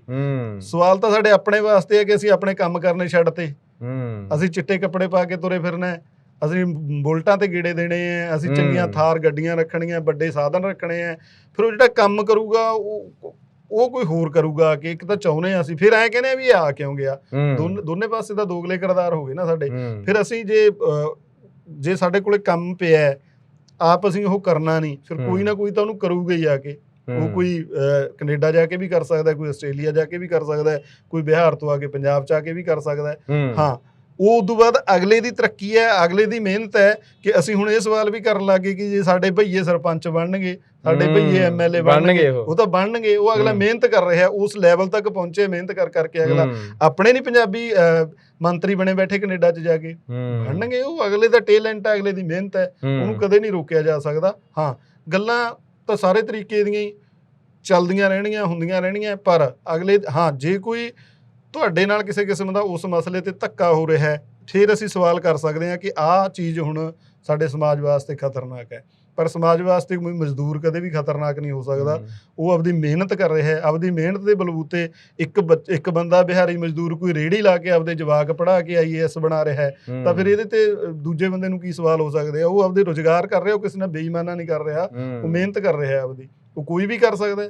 ਜੇ ਅਸੀਂ ਘਰ ਬੈਠੇ ਬਿਠਾਏ ਕਹੀਏ ਕਿ ਸਾਡਾ ਤਾਂ ਐਂ ਬਣੀ ਜਾਵੇ ਤੇ ਇਹ ਆਉਣ ਨਾ ਕੋਈ, ਜਾਂ ਆਉਣ ਤਾਂ ਸਾਨੂੰ ਕੰਮ ਕਰਕੇ ਸਾਨੂੰ ਦੇ ਜਾ ਕਰਨ, ਵਾਪਸ ਵਗ ਜਾ ਕਰਨ। ਸੋ ਇਦਾਂ ਦੇ ਹਾਲਾਤ ਨਹੀਂ ਹੋ ਸਕਦੇ ਕਦੇ। ਜਦੋਂ ਕੰਮ ਹੈ ਉੱਥੇ ਮਜ਼ਦੂਰ ਵੀ ਹੋਣਗੇ, ਉੱਥੇ ਹਾਲਾਤ ਵੀ ਹੋਣਗੇ, ਉੱਥੇ ਬਾਹਰੋਂ ਵੀ ਲੋਕ ਆਉਣਗੇ। ਇਹ ਤਾਂ ਚੀਜ਼ਾਂ ਦਾ ਆਦਾਨ ਪ੍ਰਦਾਨ ਹੈ, ਬਾਕੀ ਚੀਜ਼ਾਂ ਦਾ ਚੱਲਦਾ ਰਹਿੰਦਾ, ਇਸ ਤਰ੍ਹਾਂ ਮਜ਼ਦੂਰੀ ਦਾ ਚੱਲਦਾ ਰਹਿੰਦਾ, ਚੱਲਦਾ ਰਹਿਣਾ। ਉਹ ਤੁਹਾਡੀ ਆਪਣੀ ਮਿਹਨਤ ਹੈ ਕਿ ਤੁਸੀਂ ਉਸ ਕਿੱਥੇ ਤੱਕ ਪਹੁੰਚਦੇ ਹੋ। ਜਦੋਂ ਅਲੱਗ-ਅਲੱਗ ਖਿੱਤੇ, ਅਲੱਗ-ਅਲੱਗ ਬੋਲੀਆਂ, ਅਲੱਗ-ਅਲੱਗ ਭਾਸ਼ਾਵਾਂ ਦੇ ਮੁੰਡੇ ਕੁੜੀਆਂ ਆਪਸ 'ਚ ਵਿਆਹ ਕਰਾਉਂਦੇ ਨੇ, ਤਾਂ ਉਹਦੇ ਵਿੱਚ ਇਹ ਵੀ ਇਹਨੂੰ ਫਿਰ ਕਿਵੇਂ ਦੇਖਦੇ ਹੋਗੇ? ਜਦੋਂ ਇੱਕ ਭਾਸ਼ਾ ਦੂਜੀ ਨੂੰ ਮਿਲਦੀ ਹੈ, ਇੱਕ ਕਲਚਰ ਦੂਜੇ ਕਲਚਰ ਨਾਲ ਮੇਲ ਜੋਲ ਕਰਦਾ। ਮੇਰਾ ਤਾਂ ਨਿੱਜੀ ਤਜਰਬਾ ਇਹ ਵੀ ਰਿਹਾ ਕਿ ਪੜ੍ਹਾਉਣ ਦਾ ਮੈਨੂੰ ਵੀ ਮੌਕਾ ਮਿਲਿਆ। ਜਿਹੜੇ ਬੱਚੇ ਪਿਓ ਪੰਜਾਬੀ, ਮਾਂ ਜਿਹੜੀ ਉਹ ਬੰਗਾਲਣ ਦੀ, ਅਤੇ ਜਦੋਂ ਬੱਚੀ 10ਵੀਂ ਪੜ੍ਹਦੀ ਗੱਲਾਂ ਬਾਤਾਂ ਕਰਦੀ ਹੈ, ਫਿਰ ਉਹ ਸੁਭਾਵਿਕ ਜੀ ਗੱਲ ਚੱਲਦੀ ਹੈ, ਪੁੱਤਰੇ ਨਾਨਕੇ ਕਿੱਥੇ ਨੇ, ਤੇਰੀ ਭੂਆ ਕਿੱਥੇ ਹੈ। ਉਹ ਫਿਰ ਹੁਣ ਨਾਨਕੇ, ਦਾਦਕੇ, ਭੂਆ, ਮਾਮੇ, ਮਾਸੀਆਂ, ਉਹ ਫਿਰ ਹੋਰ ਹੀ ਗੱਲਾਂ। ਸਾਨੂੰ ਲੱਗਦਾ ਵੀ ਆਹ ਗੱਲਾਂ ਘੈਂਟ ਨੇ, ਇਹਦੀਆਂ ਸੋਹਣੀਆਂ ਗੱਲਾਂ ਨੇ ਯਾਰ, ਵੀ ਕੁੜੀ ਗੱਲ। ਫਿਰ ਉਹ ਉੱਧਰ ਲਈ ਕਈ ਵੀ ਸ਼ਬਦਾਵਲੀ ਬੋਲ ਜਾਣਾ, ਕਿਉਂਕਿ ਮਾਂ ਨੇ ਉਹਨੂੰ ਉਹ ਕੁਝ ਦਿੱਤਾ, ਪਿਓ ਨੇ ਉਹਨੂੰ ਉਹ ਕੁਝ ਦਿੱਤਾ। ਇਹਨੂੰ ਕਿਵੇਂ ਦੇਖਦੇ? ਦੇਖੋ, ਇਹ ਜਿਹੜੇ ਦੌਰ ਹੈ, ਜਿਵੇਂ ਆਪਾਂ ਪਹਿਲਾਂ ਗੱਲ ਕਰਦੇ ਸੀਗੇ ਕਿ ਸਭ ਤੋਂ ਵੱਧ ਬਦਲਾਅ ਆਪਣੀ ਪੀੜ੍ਹੀ ਦੇਖ ਰਹੀ ਹੈ ਸੁਸਾਇਟੀ ਦੇ ਵਿੱਚ। ਇਹ ਇਕੱਲਾ ਅਸੀਂ ਇਹਨੂੰ ਵਿਗਿਆਨ ਦਾ ਬਦਲਾਅ ਨਹੀਂ ਕਹਿ ਸਕਦੇ, ਇਕੱਲਾ ਟੈਕਨੋਲੋਜੀ ਦਾ ਬਦਲਾਅ ਨਹੀਂ ਕਹਿ ਸਕਦੇ, ਜਾਂ ਇਕੱਲਾ ਸਹੂਲਤਾਂ ਦਾ ਬਦਲਾਅ ਨਹੀਂ ਕਹਿ ਸਕਦੇ। ਇਹ ਬਦਲਾਅ ਸਾਡੇ ਰੀਤੀ ਰਿਵਾਜਾਂ 'ਚ ਵੀ ਆਊਗਾ, ਇਹ ਬਦਲਾਅ ਸਾਡੀਆਂ ਰਸਮਾਂ 'ਚ ਵੀ ਆਊਗਾ, ਇਹ ਬਦਲਾਅ ਸਾਡੇ ਰਿਸ਼ਤੇਦਾਰੀਆਂ 'ਚ ਵੀ ਆਊਗਾ ਤੇ ਆ ਰਿਹਾ। ਹੁਣ ਦੂਜੀਆਂ ਭਾਸ਼ਾਵਾਂ ਦੇ, ਦੂਜੇ ਜਾਤਾਂ ਦੇ, ਦੂਜੇ ਧਰਮਾਂ ਦੇ ਇੱਕ ਦੂਜੇ ਦੇ ਨਾਲ ਲੋਕ ਜੁੜ ਰਹੇ ਆ, ਜੁੜਨਗੇ। ਗਲੋਬਲਾਈਜੇਸ਼ਨ ਦਾ ਦੌਰ ਹੈ, ਪੂਰੀ ਦੁਨੀਆ ਇੱਕ ਬਣ ਰਹੀ ਹੈ। ਲਗਾਤਾਰ ਉਸ ਤਰ੍ਹਾਂ ਦੇ ਹਾਲਾਤ ਪੈਦਾ ਹੋ ਰਹੇ ਆ, ਉਸ ਤਰ੍ਹਾਂ ਦੀਆਂ ਸਥਿਤੀਆਂ ਪੈਦਾ ਹੋ ਰਹੀਆਂ ਕਿ ਸਾਡੇ ਬੱਚੇ ਹੁਣ ਸਾਡੇ ਤੋਂ ਹਜ਼ਾਰਾਂ ਕਿਲੋਮੀਟਰ ਬੈਠੇ ਜਿੱਥੇ ਕੰਮ ਕਰ ਰਹੇ ਹੈ, ਜਿਨ੍ਹਾਂ ਸਾਥੀਆਂ ਨਾਲ ਕੰਮ ਕਰ ਰਹੇ ਆ, ਉੱਥੇ ਉਹਨਾਂ ਦੇ ਇੰਟਰਸਟ ਵੀ ਮੈਚ ਕਰਨਗੇ, ਉਹਨਾਂ ਦੀਆਂ ਚੀਜ਼ਾਂ ਵੀ ਉਹ ਇੱਕ ਦੂਜੇ ਦਾ ਜੀਵਨ ਪਾਰਟਨਰ ਵੀ ਉਹਨਾਂ ਬੰਦਿਆਂ 'ਚ ਵੀ ਦੇਖਣਗੇ। ਹੁਣ ਇਹ ਚੀਜ਼ਾਂ ਨੂੰ ਕਦੇ ਵੀ ਰੋਕਿਆ ਨਹੀਂ ਜਾ ਸਕਦਾ, ਇਹਨਾਂ 'ਤੇ ਕੋਈ ਬੰਦਿਸ਼ਾਂ ਨਹੀਂ ਲਾਈਆਂ ਜਾ ਸਕਦੀਆਂ। ਹਾਂ, ਆਪਾਂ ਕਿਹੋ ਜਿਹੇ ਕਲਚਰ 'ਚ ਜਿਉ ਰਹੇ ਹਾਂ, ਆਪਣੇ ਕਿਹੋ ਜਿਹੇ ਸੁਭਾਅ ਹੈ, ਇਹਨਾਂ ਨੂੰ ਕਿਤੇ ਨਾ ਕਿਤੇ ਜ਼ਰੂਰ ਪੜਚੋਲ ਕਰਨੀ ਚਾਹੀਦੀ ਹੈ। ਜਿਵੇਂ ਨਰਿੰਦਰ ਕਪੂਰ ਕਹਿੰਦਾ ਹੁੰਦਾ, ਜਾਂ ਪਾਲੀ ਭੁਪਿੰਦਰ ਦੀ ਕਿਤੇ ਮੈਂ ਕੋਟੇਸ਼ਨ ਪੜ੍ਹੀ ਹੈ ਕਿ ਜਦੋਂ ਮੈਂ ਮਾਡਰਨ ਚੀਜ਼ਾਂ ਸਿੱਖਣੀਆਂ ਹੁਣ ਤਾਂ ਮੈਂ ਸਭ ਤੋਂ ਵੱਧ ਨੌਜਵਾਨਾਂ 'ਚ ਵਿਚਰਦਾ। ਹੁਣ ਆਪਾਂ ਪੁਰਾਣੀ ਸੋਚ ਵਾਲੇ ਬੰਦੇ ਜਾਂ ਪੁਰਾਣੇ ਲੋਕ ਉਹਨਾਂ ਖਿਆਲਾਂ ਨੂੰ ਉਹ ਕਦੇ ਵੀ ਛੱਡਣਾ ਨਹੀਂ ਚਾਹੁੰਦੇ, ਕਦੇ ਵੀ ਤੋੜਨਾ ਨਹੀਂ ਚਾਹੁੰਦੇ। ਤੇ ਇਹ ਵੀ ਵਧੀਆ ਗੱਲ ਹੈ, ਨਾ ਤੋੜਨ, ਪਰ ਉਹ ਨਵਿਆਂ ਨੂੰ ਕਦੇ ਰੋਕ ਨਹੀਂ ਸਕਦੇ ਕਿ ਤੁਸੀਂ ਵੀ ਉਹਨਾਂ ਖਿਆਲਾਂ ਨਾਲ ਹੀ ਜਿਉਂਗੇ, ਉਹਨਾਂ ਚੀਜ਼ਾਂ ਨਾਲ ਹੀ ਜਿਉਂਗੇ। ਉਹਨਾਂ ਦੀ ਜ਼ਿੰਦਗੀ ਲੰਘ ਗਈ ਜਾਂ ਲੰਘ ਰਹੀ ਹੈ, ਠੀਕ ਹੈ, ਉਸ ਫਰੇਮ ਦੇ ਵਿੱਚ ਉਹ ਜਿਉਂ ਸਕਦੇ ਹੈ। ਪਰ ਸਾਰਿਆਂ ਨੂੰ ਜੇ ਆਪਾਂ ਕਹੀਏ ਕਿ ਆਉਣ ਵਾਲੇ ਸਾਡੇ ਬੱਚੇ ਹੋਣਗੇ, ਪੋਤੇ ਪੋਤੀਆਂ ਹੋਣਗੇ, ਉਹਨਾਂ ਨੂੰ ਵੀ ਅਸੀਂ ਉਹਨਾਂ ਫਰੇਮਾਂ 'ਚ ਮੜ ਕੇ ਰੱਖ ਲਾਂਗੇ ਜਾਂ ਉਹਨਾਂ 'ਚ ਜੜ ਕੇ ਰੱਖ ਲਾਂਗੇ, ਇਹ ਕਦੇ ਨਹੀਂ ਹੋ ਸਕਦਾ। ਇਹਨਾਂ ਚੀਜ਼ਾਂ ਨੇ ਚੇਂਜ ਹੋਣਾ ਹੀ ਹੈ। ਬੜੀਆਂ ਸਾਰੀਆਂ ਘਟਨਾ, ਮੈਂ ਹੁਣ ਮੇਰੇ ਪ੍ਰੋਪਰ ਗੱਲ ਨਹੀਂ ਯਾਦ, ਸ਼ਾਇਦ ਕੋਈ ਅਫਰੀਕੀ ਹੈ ਕਾਲਾ, ਆਪਣੇ ਮਹਾਲੀ ਦੀ ਕੁੜੀ ਨਾਲ ਵਿਆਹ ਕਰਾ ਕੇ, ਮਹਾਲੀ ਦੀ ਪਤਾ ਨਹੀਂ ਕਿੱਥੋਂ ਦੀ, ਮੈਨੂੰ ਪ੍ਰੋਪਰ ਨਹੀਂ ਪਤਾ, ਸੋਸ਼ਲ ਮੀਡੀਆ 'ਤੇ ਆਪਾਂ ਅਕਸਰ ਦੇਖਦੇ ਹਾਂ। ਵਧੀਆ ਫੈਮਿਲੀ ਵਿੱਚ ਰਹੀ, ਉਹਨੂੰ ਦਿੱਕਤ ਹੀ ਕੋਈ ਨਹੀਂ, ਉਹ ਕਹਿੰਦੇ ਅਸੀਂ ਖੁਸ਼ਹਾਲ ਪਰਿਵਾਰ ਆ ਸਾਡਾ। ਹੁਣ ਆਪਣੇ ਵਰਗੇ ਉੱਥੇ ਲਟੀਆਂ ਤੜਾਈ ਜਾਣ, ਜੀ ਇਹ ਤਾਂ ਕਾਲਾ ਹੈ, ਜੀ ਇਹ ਤਾਂ ਗੋਰਾ ਹੈ। ਹੁਣ ਇਹ ਚੀਜ਼ਾਂ ਨੂੰ ਕਦੇ ਉਹ ਆਪਦੀ ਮਗਜ ਖਪਾਈ ਕਰਨੀ ਹੈ, ਕਰੀ ਜਾਊਗਾ ਬੰਦਾ। ਪਰ ਅਗਲੇ ਨੂੰ, ਹਾਂ, ਜੇ ਉਹਨਾਂ ਨੂੰ ਕੋਈ ਦਿੱਕਤ ਹੈ, ਉਹਨਾਂ ਨੂੰ ਕੋਈ ਪ੍ਰੋਬਲਮ ਹੈ, ਉਹ ਕਹਿ ਸਕਦੇ ਆ। ਆਪਾਂ ਕੌਣ ਹੁੰਦੇ ਉਹਨਾਂ ਦੇ ਜੀਵਨ 'ਚ ਦਖਲਅੰਦਾਜ਼ੀ ਦੇਣ ਵਾਲੇ? ਉਹਨਾਂ ਦੀ ਆਪਦੀ ਨਿੱਜੀ ਲਾਈਫ ਹੈ, ਜਿਵੇਂ ਮਰਜ਼ੀ ਜਿਉਂ ਜਾਂਦੇ ਆ, ਉਹ ਖੁਸ਼ ਜਿਉਂ ਰਹੇ ਆ, ਵਧੀਆ ਤਰੀਕੇ ਨਾਲ ਜਿਉਂ ਰਹੇ। ਸੋ ਇਹਨਾਂ ਚੀਜ਼ਾਂ ਦੇ ਉੱਤੇ ਮੈਨੂੰ ਲੱਗਦਾ ਕਿ ਨਵੀਆਂ ਜਨਰੇਸ਼ਨ ਦੇ ਉੱਤੇ ਬੜੇ ਸਾਰੇ ਹਜੇ ਹੋਰ ਅਗਲੀਆਂ ਚੀਜ਼ਾਂ ਆਪਾਂ ਨੂੰ ਦੇਖਣ ਸੁਣਨ ਨੂੰ ਮਿਲਣਗੀਆਂ ਅਗਲੇ ਦੌਰ 'ਚ। ਵੈਸੇ ਤਾਂ ਇਹ ਕਿਤਾਬ ਅਸਲ ਵਿੱਚ ਯੂਨੀਵਰਸਿਟੀ ਵਾਲਿਆਂ ਵਾਸਤੇ ਨਹੀਂ ਬਣੀ ਹੈਗੀ, ਇਹ ਬਣੀ ਤਾਂ ਜਮਾਂ ਪਿੰਡ ਦੇ ਸੱਥਾਂ 'ਚ ਬੈਠ ਕੇ, ਜਿਹੜੇ ਬਸ 2-4 ਪੜ੍ਹ ਕੇ ਸਕੂਲ ਨਹੀਂ ਗਏ। ਇਹ ਕਿਤਾਬ ਤਾਂ ਬਣੀ ਤਾਂ ਉਹਨਾਂ ਵਾਸਤੇ ਹੈ। ਚਲੋ ਅੱਜ ਹੋ ਸਕਦਾ ਕੋਈ ਇਹ ਮੁਲਾਕਾਤ ਸੁਣੇ। ਜਿਹੜੇ ਲੋਕ ਛੋਟੇ ਕਿਸਾਨ ਨੇ, ਮਜ਼ਦੂਰ ਨੇ, ਉਹਨਾਂ ਧਨਾਡਾਂ ਨੂੰ, ਜੈਬੇ ਤੇ ਜਬਰੇ ਵਰਗੇ ਜਿਹੜੇ ਪਾਤਰ ਨੇ, ਕੋਈ ਹੈ ਇਹੋ ਜਿਹੀ ਗਿੱਦੜ ਸਿੰਘੀ ਵੀ ਉਹ ਪਹਿਚਾਣ ਲੈਣ ਵੀ ਤੁਸੀਂ ਇਹਨਾਂ ਤੋਂ ਬਚੋ? ਦੇਖੋ, ਉਸ ਦੌਰ ਨਾਲੋਂ ਹੁਣ ਬਹੁਤ ਫਰਕ ਪਿਆ ਹੈ। ਜਿਸ ਦੌਰ 'ਚ ਆਪਾਂ ਇਸ ਨਾਵਲ ਦਾ, ਜਿਹੜੇ ਦਹਾਕੇ ਦੀ ਗੱਲ ਕਰਦੇ ਹਾਂ ਆਪਾਂ, ਉਸ ਦੌਰ ਨਾਲੋਂ ਉਦੋਂ ਬਾਅਦ, ਕਿਉਂਕਿ ਉਹਨਾਂ ਮਜ਼ਦੂਰਾਂ ਦੇ, ਉਹਨਾਂ ਦੇ ਬੱਚੇ ਪੜ੍ਹੇ ਵੀ ਹੈ, ਚੇਤਨ ਹੋਏ ਹੈ, ਉਹਨਾਂ ਦੇ ਵਿੱਚ ਵੀ ਜਾਗਰੂਕਤਾ ਆਈ ਹੈ ਕਿਤੇ ਨਾ ਕਿਤੇ। ਉਹਨਾਂ ਨੇ ਉਸ ਸਿਸਟਮ ਨੂੰ ਸਮਝਣਾ ਕਿਤੇ ਨਾ ਕਿਤੇ ਸ਼ੁਰੂ ਕੀਤਾ ਹੈ। ਮੈਨੂੰ ਇਹ ਲੱਗਦਾ ਕਿ ਜਿਹੜਾ ਦੌਰ ਉਹ ਸੀਗਾ ਜੈਬੇ ਤੇ ਜਬਰੇ ਵਰਗੇ, ਜਿਹੜੀ ਧੱਕ ਉਦੋਂ ਉਹਨਾਂ ਦੀ ਸੀ ਸਮਾਜ ਦੇ ਵਿੱਚ, ਹੁਣ ਉਹ ਹੈ ਨਹੀਂ। ਹੁਣ ਹੈ ਨਹੀਂ, ਭਾਵੇਂ ਅੰਦਰ ਖਾਤੇ ਉਹ ਆਪਦੀਆਂ ਕਾਰਵਾਈਆਂ ਕਰਦੇ ਹੋਣ, ਪਰ ਹੁਣ ਲੋਕ ਚੈਲੰਜ ਕਰਦੇ ਆ ਸਿੱਧਾ, ਖਾਸ ਕਰਕੇ ਨਵੀਂ ਪੀੜ੍ਹੀ ਤੇ ਪੁਰਾਣੀ ਪੀੜ੍ਹੀ ਨੂੰ ਵੀ ਚੈਲੰਜ ਕਰਦੇ ਆ ਕਿ ਸਾਨੂੰ ਪਤਾ ਹੈ ਇੱਥੇ ਕੀ ਹੋ ਰਿਹਾ, ਤੂੰ ਇਹ ਕੰਮ ਨਹੀਂ ਕਰਨਾ ਹੈਗਾ ਹੁਣ। ਉਹ ਮਤਲਬ ਉਸ ਦੌਰ ਨਾਲੋਂ ਹੁਣ ਦੇ ਦੌਰ ਦਾ ਬਹੁਤ ਜ਼ਿਆਦਾ ਫਰਕ ਹੈ। ਤੇ ਕਿਤੇ ਨਾ ਕਿਤੇ ਇਹ ਚੀਜ਼ਾਂ, ਚਲੋ ਕਿਸੇ ਦੀਆਂ ਮਜਬੂਰੀਆਂ ਕਰਕੇ ਕੋਈ ਫਸਿਆ ਹੋਇਆ ਉਹ ਹੋ ਸਕਦਾ ਹੈ, ਪਰ ਪਹਿਲਾਂ ਵਾਲੇ ਦੌਰ ਨਾਲੋਂ ਹੁਣ ਵਾਲੇ ਦੌਰ ਦਾ ਬਹੁਤ ਫਰਕ ਹੈ ਕਿ ਲੋਕ ਚੇਤਨ ਹੋਏ ਆ ਤੇ ਹੋ ਰਹੇ ਆ ਲਗਾਤਾਰ, ਖਾਸ ਕਰਕੇ ਨਵੇਂ ਬੱਚੇ ਜਿਹੜੇ ਹੁਣ ਪੜ੍ਹ ਲਿਖ ਰਹੇ ਆ ਜਾਂ ਜਿਨ੍ਹਾਂ ਨੂੰ ਸਮਝ ਹੈ ਇਹਨਾਂ ਚੀਜ਼ਾਂ ਦੀ, ਜਾਂ ਕੋਈ ਇਹਨਾਂ ਚੀਜ਼ਾਂ ਨਾਲ ਜੁੜੇ ਹੋਏ ਆ ਅਪਡੇਟ। ਸੋਸ਼ਲ ਮੀਡੀਆ ਨੇ ਬਹੁਤ ਵੱਡਾ ਮਤਲਬ ਚੇਤਨਤਾ ਸਾਡੇ ਲੋਕਾਂ ਦੇ ਵਿੱਚ ਲਿਆਂਦੀ ਹੈ।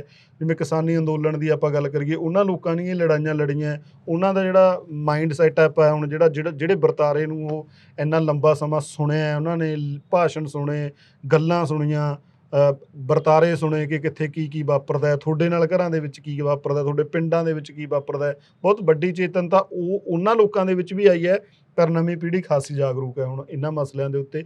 ਹਾਂ, ਕਿਸੇ ਦੀਆਂ ਬਹੁਤ ਜ਼ਿਆਦਾ ਹੀ ਮਜਬੂਰੀਆਂ, ਕੋਈ ਹੋ ਸਕਦਾ ਉਸੇ ਤਰੀਕੇ ਨਾਲ ਕੋਈ ਨਿਪੀੜਿਆ ਜਾ ਰਿਹਾ ਹੋਵੇ, ਇਹਦੇ ਬਾਰੇ ਵੀ ਆਪਾਂ ਇਹ ਨਹੀਂ ਕਹਿ ਸਕਦੇ ਕਿ ਬਿਲਕੁਲ ਵੀ ਖਤਮ ਹੋ ਗਿਆ ਹੋਵੇ ਇਹ ਕੰਮ, ਪਰ ਪਹਿਲਾਂ ਨਾਲੋਂ ਬਹੁਤ ਜ਼ਿਆਦਾ ਫਰਕ ਹੈ। ਮੀਡੀਆ ਸਵਾਲ ਕਰਦਾ, ਪਰ ਮੀਡੀਆ ਤੇ ਵੀ ਸਵਾਲ ਖੜੇ ਹੁੰਦੇ ਨੇ। ਜਦੋਂ ਇਹ ਘਟਨਾ ਵਾਪਰਦੀ ਹੈ ਤਾਂ ਮੀਡੀਆ ਨੇ ਉਸ ਨੂੰ ਬਹੁਤ ਵੱਡੇ ਪੱਧਰ ਤੇ ਉਛਾਲਿਆ, ਸਿੱਧੇ ਤੌਰ ਤੇ ਵੀ ਕੁੜੀਆਂ ਲਿਆ ਕੇ ਵੇਚੀਆਂ ਜਾਂਦੀਆਂ ਨੇਗੀਆਂ। ਗੁਰਨੈਬ ਨੇ ਇਸ ਨਾਵਲ ਦੇ ਜ਼ਰੀਏ ਕੀ ਕਹਿਣਾ ਚਾਹਿਆ, ਉਸ ਘਟਨਾ ਨੂੰ ਗੁਰਨੈਬ ਚਾਹੁੰਦਾ ਕੀ ਹੈਗਾ? ਜਦੋਂ ਮੀਡੀਆ ਦੇ ਵਿੱਚ ਗੱਲ ਆਈ ਤਾਂ ਇਸ ਤਰੀਕੇ ਦੇ ਨਾਲ ਪੜ੍ਹੀ ਸੁਣੀ ਜਾਂ ਪ੍ਰਚਾਰੀ ਜਾਣ ਲੱਗੀ, ਜਾਂ ਫਿਰ ਟੀਵੀ ਤੇ ਚਰਚਾ ਚੱਲਣ ਲੱਗੀ। ਅਸਲ ਦੇ ਵਿੱਚ ਜਦੋਂ ਤੁਸੀਂ ਕਿਸੇ ਘਟਨਾ ਦੇ ਆਪ ਗਵਾਹ ਹੁੰਦੇ ਹੋ, ਪਰ ਲੋਕਾਂ ਦੁਆਰਾ ਦੱਸੀ ਗਈ ਜਾਂ ਪ੍ਰਚਾਰੀ ਗਈ ਘਟਨਾ ਨੂੰ ਦੇਖਦੇ ਹੋ, ਤਾਂ ਤੁਹਾਡੇ ਕਿਤੇ ਨਾ ਕਿਤੇ ਕੋਈ ਚੀਜ਼ ਅੰਦਰ ਉੱਠਦੀ ਆ ਵੀ ਯਾਰ ਸੱਚ ਤਾਂ ਕੁਝ ਹੋਰ ਹੈ, ਇਹ ਦੱਸਿਆ ਕੁਝ ਹੋਰ ਜਾ ਰਿਹਾ ਹੈ। ਸੋ ਉਹ ਮੇਰੇ ਅੰਦਰ ਵੀ ਕਿਤੇ ਇਹ ਚੀਜ਼ ਨੇ ਉੱਠਣਾ ਸ਼ੁਰੂ ਕੀਤਾ ਵੀ ਯਾਰ ਹੁਣ ਜਿਹੜੀ ਸਾਰੀ ਬੁਣਤੀ ਹੈ ਇਸ ਨਾਵਲ ਦੀ, ਹੁਣ ਖਬਰ ਇਹ ਲੱਗਦੀ ਹੈ ਕਿ ਪਿੰਡ ਦੇ ਵਿੱਚ ਔਰਤਾਂ ਦੀ ਮੰਡੀ ਲੱਗਦੀ ਹੈ, ਜਦੋਂ ਕਿ ਰੀਅਲ ਹਾਲਾਤ ਇਹ ਹੈ ਜਿਹੜੀ ਤੇ ਘਟਨਾ ਤੇ ਨਾਵਲ ਹੈ ਕਿ ਇੱਕ ਘੱਟ ਜ਼ਮੀਨ ਵਾਲਾ ਜ਼ਿਮੀਂਦਾਰ ਬੰਗਾਲ ਦੀ ਜਨਾਨੀ ਲਿਆ ਕੇ ਆਪਣੇ ਘਰ ਵਸਾਉਂਦਾ ਹੈ, ਲੰਬਾ ਸਮਾਂ ਵਸਦੇ ਰਸਦੇ ਨੇ। ਦੋਨਾਂ ਮੀਆਂ ਬੀਬੀ ਦੀ ਫੀਲਿੰਗ ਇਹ ਹੈ ਕਿ ਅਸੀਂ ਇਸ ਕੁੜੀ ਦਾ ਉਵੇਂ ਹੀ ਰਸਮਾਂ ਰਿਵਾਜਾਂ ਮੁਤਾਬਕ ਵਿਆਹ ਕਰੀਏ। ਹੁਣ ਆਪਦਾ ਉਹ ਵਿਚਾਰਾ ਸੂਤ ਸਿਰ ਪਰਿਵਾਰ ਹੈ, ਰੋਟੀ ਰੋਜੀ ਦਾ ਗੁਜ਼ਾਰਾ ਮਸਾ ਹੁੰਦਾ ਹੈ, ਫਿਰ ਉਹ ਕੀ ਕਰਦੇ ਹੈ, ਉਹ ਜਿਹਨੇ ਕੁੜੀ ਤੋਰਨੀ ਉਹਨੂੰ ਕਹਿੰਦੇ ਵੀ ਤੂੰ ਸਾਨੂੰ 10-12 ਹਜ਼ਾਰ ਰੁਪਈਆ ਦੇ, ਅਸੀਂ ਤੁਹਾਡਾ ਉਹ 4 ਬੰਦਿਆਂ ਦਾ ਉਵੇਂ ਪ੍ਰਬੰਧ ਕਰਾਂਗੇ, ਖਾਣ ਪੀਣ ਦਾ ਆਨੰਦ ਕਾਰਜ ਕਰਵਾਵਾਂਗੇ ਉਸੇ ਤਰੀਕੇ ਨਾਲ ਗੁਰਦੁਆਰੇ, ਫਿਰ ਤੁਹਾਨੂੰ ਮਤਲਬ ਕੁੜੀ ਤੁਹਾਡੇ ਤੋਰਾਂਗੇ ਅਸੀਂ। ਮਤਲਬ ਉਸ ਖਰਚੇ ਵਰਚੇ ਵਾਸਤੇ ਪੈਸੇ ਇਕੱਠੇ, ਕੁਛ ਪੱਲਿਓਂ ਵੀ ਹੋ ਸਕਦਾ ਉਹਨਾਂ ਦੇ ਲੱਗਦੇ ਹੁਣ, ਕੁਛ ਐਂ ਲੈ ਲਾਂਦੇ ਸੀਗੇ। ਉਸੇ ਤਰੀਕੇ ਮਤਲਬ ਇਸ ਗੱਲ ਨੂੰ ਨਿੱਕੀ ਜੀ ਨੂੰ ਪੇਸ਼ ਕੀ ਕੀਤਾ ਗਿਆ ਕਿ ਕੁੜੀਆਂ ਦੀ ਖਰੀਦੋ ਫਰੋਖਤ ਹੁੰਦੀ ਹੈ ਇੱਥੇ, ਕੁੜੀਆਂ ਦਾ ਵਪਾਰ ਹੁੰਦਾ ਇੱਥੇ, ਕੁੜੀਆਂ ਦੀ ਮੰਡੀ ਲੱਗਦੀ ਹੈ ਇੱਥੇ। ਸੋ ਹਾਲਾਂਕਿ 8-10 ਔਰਤਾਂ, ਮੇਰੇ ਖਿਆਲ 'ਚ 3-4 ਔਰਤਾਂ ਤਾਂ ਆਪਣੇ ਪਿੰਡ ਦੇ ਵਿੱਚ ਵੀ ਬੈਠੀਆਂ ਜਿਨ੍ਹਾਂ ਦੀ ਬਹੁਤ ਖੁਸ਼ਹਾਲ ਪਰਿਵਾਰ ਹੈ, ਜਿਨ੍ਹਾਂ ਦੇ ਬੱਚੇ ਨੌਕਰੀਆਂ ਤੱਕ ਪਹੁੰਚ ਗਏ ਹੁਣ ਉਹਨਾਂ ਦੇ, ਔਰਤਾਂ ਦੇ ਕੋਈ ਬੁਰਾਈ ਨਹੀਂ ਹੈਗੀ, ਉਹਨਾਂ ਦੇ ਵਿੱਚੋਂ ਵਧੀਆ ਫੈਮਲੀਆਂ ਸੈੱਟ ਹੈ। ਹੋ ਸਕਦਾ ਉਦੋਂ ਰੁਲ ਜਾਂਦੇ ਤਾਂ ਵਿਚਾਰੇ ਐਂ ਕਿਧਰੇ ਕਿਤੇ, ਮਤਲਬ ਕਿਸ ਤਰ੍ਹਾਂ ਦਾ ਹਾਲਾਤ ਉਹਨਾਂ ਦੇ ਬਣਦੇ। ਹੋਰ ਆਲੇ ਦੁਆਲੇ ਪਿੰਡਾਂ ਦੇ ਵਿੱਚ ਵੀ ਬਥੇਰੇ ਆਪਣੇ ਇਲਾਕੇ ਦੇ ਵਿੱਚ ਇੱਦਾਂ ਦੀਆਂ ਚੀਜ਼ਾਂ ਹੈਗੀਆਂ, ਉਹਨਾਂ ਸਮਿਆਂ ਦੀ ਲੋੜ ਸੀ, ਉਹਨਾਂ ਸਮਿਆਂ ਦੇ ਵਿੱਚ ਇਹ ਚੀਜ਼ਾਂ ਹੋ ਗਈਆਂ। ਹਾਂ, ਪਰ ਨਜ਼ਰੀਏ ਨੂੰ ਜੇ ਆਪਾਂ ਦੇਖੀਏ ਜਾਂ ਉਹਨਾਂ ਦੀ ਭਾਵਨਾ ਨੂੰ ਦੇਖੀਏ ਜਾਂ ਮਨੁੱਖਤਾ ਨੂੰ ਦੇਖੀਏ ਤਾਂ ਇਹਦੇ ਵਿੱਚ ਕੋਈ ਬੁਰਾਈ ਨਹੀਂ ਸੀ ਇਸ ਤਰੀਕੇ ਦੀ। ਉਸ ਚੀਜ਼ ਨੂੰ ਮੈਂ ਕਿ ਇਹਦੇ ਵਿੱਚ ਕੁਝ ਵੀ ਬੁਰਾ ਨਹੀਂ ਸੀ, ਇਸ ਗੱਲ ਨੂੰ ਮਤਲਬ ਮਸਾਲਾ ਲਾ ਕੇ ਹੋਰ ਤਰੀਕੇ ਨਾਲ ਪੇਸ਼ ਕੀਤਾ ਗਿਆ, ਜਦੋਂ ਕਿ ਸੱਚਾਈ ਇਹ ਸੀ ਕਿ ਉਹ ਇੱਕ ਮਾਨਵਤਾ ਦੀ ਭਲਾਈ ਦੇ ਵਾਸਤੇ ਜਾਂ ਲੋੜਵੰਦਾਂ ਦੀਆਂ ਲੋੜਾਂ ਵਾਸਤੇ ਇਹ ਕੰਮ ਹੈ, ਇਹ ਕਾਰਜ ਆ ਜਿਹੜੇ ਉਦੋਂ ਕੀਤੇ ਗਏ ਸੀ। ਜੀ, ਪੰਜਾਬ ਦੇ ਲੋਕੋ, ਦੇਸ਼ ਅਸੀਂ ਲੋਕ ਵਿਕਾਸ ਕਰ ਰਹੇ ਹਾਂ, ਤੇ ਵਿਕਾਸ ਜਦੋਂ ਹੁੰਦਾ ਤਾਂ ਸੁਭਾਵਿਕ ਜਿਹੀ ਗੱਲ ਹੈ, ਤਬਦੀਲੀਆਂ ਵੀ ਹੁੰਦੀਆਂ ਨੇ, ਸਮਾਜ ਵੀ ਬਦਲਦਾ ਹੈ। ਕੁਝ ਦਿਨ ਪਹਿਲਾਂ ਇੱਕ ਵੱਡਾ ਫੈਸਲਾ ਸੁਪਰੀਮ ਕੋਰਟ ਵੱਲੋਂ ਵੀ ਆਇਆ ਹੈ ਕਿ ਸੰਬੰਧ ਜਿਹਨੂੰ ਸਮਾਜ ਨਜਾਇਜ਼ ਕਹਿੰਦਾ ਹੈ, ਉਹਨਾਂ ਨਜਾਇਜ਼ ਸੰਬੰਧਾਂ ਦੇ ਵਿੱਚੋਂ ਪੈਦਾ ਹੋਈ ਔਲਾਦ ਉਹ ਜਾਇਜ਼ ਹੀ ਹੈ, ਤੇ ਉਹਦਾ ਪਿਤਾ ਦੀ ਜਿਹੜੀ ਜਾਇਦਾਦ ਹੈ ਉਹ 'ਤੇ ਹੱਕ ਹੈ। ਹੁਣ ਇਹ ਬਹੁਤ ਵੱਡਾ ਸੁਪਰੀਮ ਕੋਰਟ ਦਾ ਫੈਸਲਾ ਹੈ। ਕਿਉਂ? ਸਮਾਜ ਬਦਲ ਰਿਹਾ ਹੈ, ਕੁੜੀਆਂ ਨਾਲ ਵਿਆਹ ਕਰਾ ਰਹੀਆਂ ਨੇ, ਇਹ ਸਮਾਜ ਦਾ ਤਬਦੀਲੀ ਨਹੀਂ ਤਾਂ ਹੋਰ ਕੀ ਹੈ। ਪਿੰਡਾਂ ਵਿੱਚ ਬੈਠੇ ਬੇਜ਼ਮੀਨਿਓ ਪਿੰਡਾਂ ਵਿੱਚ ਬੈਠੇ ਮਜ਼ਦੂਰੋ, ਘੱਟ ਜ਼ਮੀਨੇ ਕਿਸਾਨੋ, ਇਹ ਮੁਲਾਕਾਤ ਸੁਣਿਓ, ਸਾਂਝੀ ਕਰਿਓ। ਬੇਨਤੀ ਹੈ ਕਿ ਇਹ ਮੁਲਾਕਾਤ ਤੋਂ ਬਾਅਦ ਜੇ ਤੁਹਾਡੇ ਮਨ 'ਚ ਸਵਾਲ ਪੈਦਾ ਹੁੰਦੇ ਨੇ ਤਾਂ ਇਹ ਨਾਵਲ 12 ਤੁਰੀਆਂ ਜਾ ਜ਼ਰੂਰ ਪੜ੍ਹਿਓ। ਤੁਹਾਡੇ ਹਰ ਸਵਾਲ ਦਾ ਜਵਾਬ ਕਿਵੇਂ ਪਿੰਡਾਂ ਦੇ ਵਿੱਚ ਧਨੀ ਕਿਸਾਨੀ, ਛੋਟੀ ਕਿਸਾਨੀ ਦਾ ਘਾਣ ਕਰਦੀ ਹੈ, ਕਿਵੇਂ ਪਿੰਡਾਂ ਦੇ ਧਨਾੜ ਚੌਧਰੀ, ਘੜਮ ਚੌਧਰੀ ਕਿਵੇਂ ਛੋਟੇ ਕਿਸਾਨਾਂ ਮਜ਼ਦੂਰਾਂ 'ਚ ਪਾੜੇ ਪਾ ਪਾ ਕੇ ਭਾਈਆਂ ਨੂੰ ਮਰਵਾਉਂਦੇ ਨੇ। ਵੱਟ ਪਿੱਛੇ ਕਦੇ ਭਾਈ ਭਾਈ ਨੂੰ ਨਹੀਂ ਮਾਰਦਾ, ਅਸਲ ਵਿੱਚ ਉਹ ਹਾਲਾਤ ਪੈਦਾ ਕਰਨ ਵਾਲੇ ਕੋਈ ਹੋਰ ਲੋਕ ਹੁੰਦੇ ਨੇ। ਇਹਨਾਂ ਗੱਲਾਂ ਨੂੰ ਸਮਝਣ ਦੇ ਲਈ 12 ਤੁਰੀਆਂ ਜਾਂ ਨਾਵਲ ਜ਼ਰੂਰ ਪੜ੍ਹਿਓ। ਜੁੜੇ ਰਹੋ ਸਿਰਲੇਖ ਦੇ ਨਾਲ।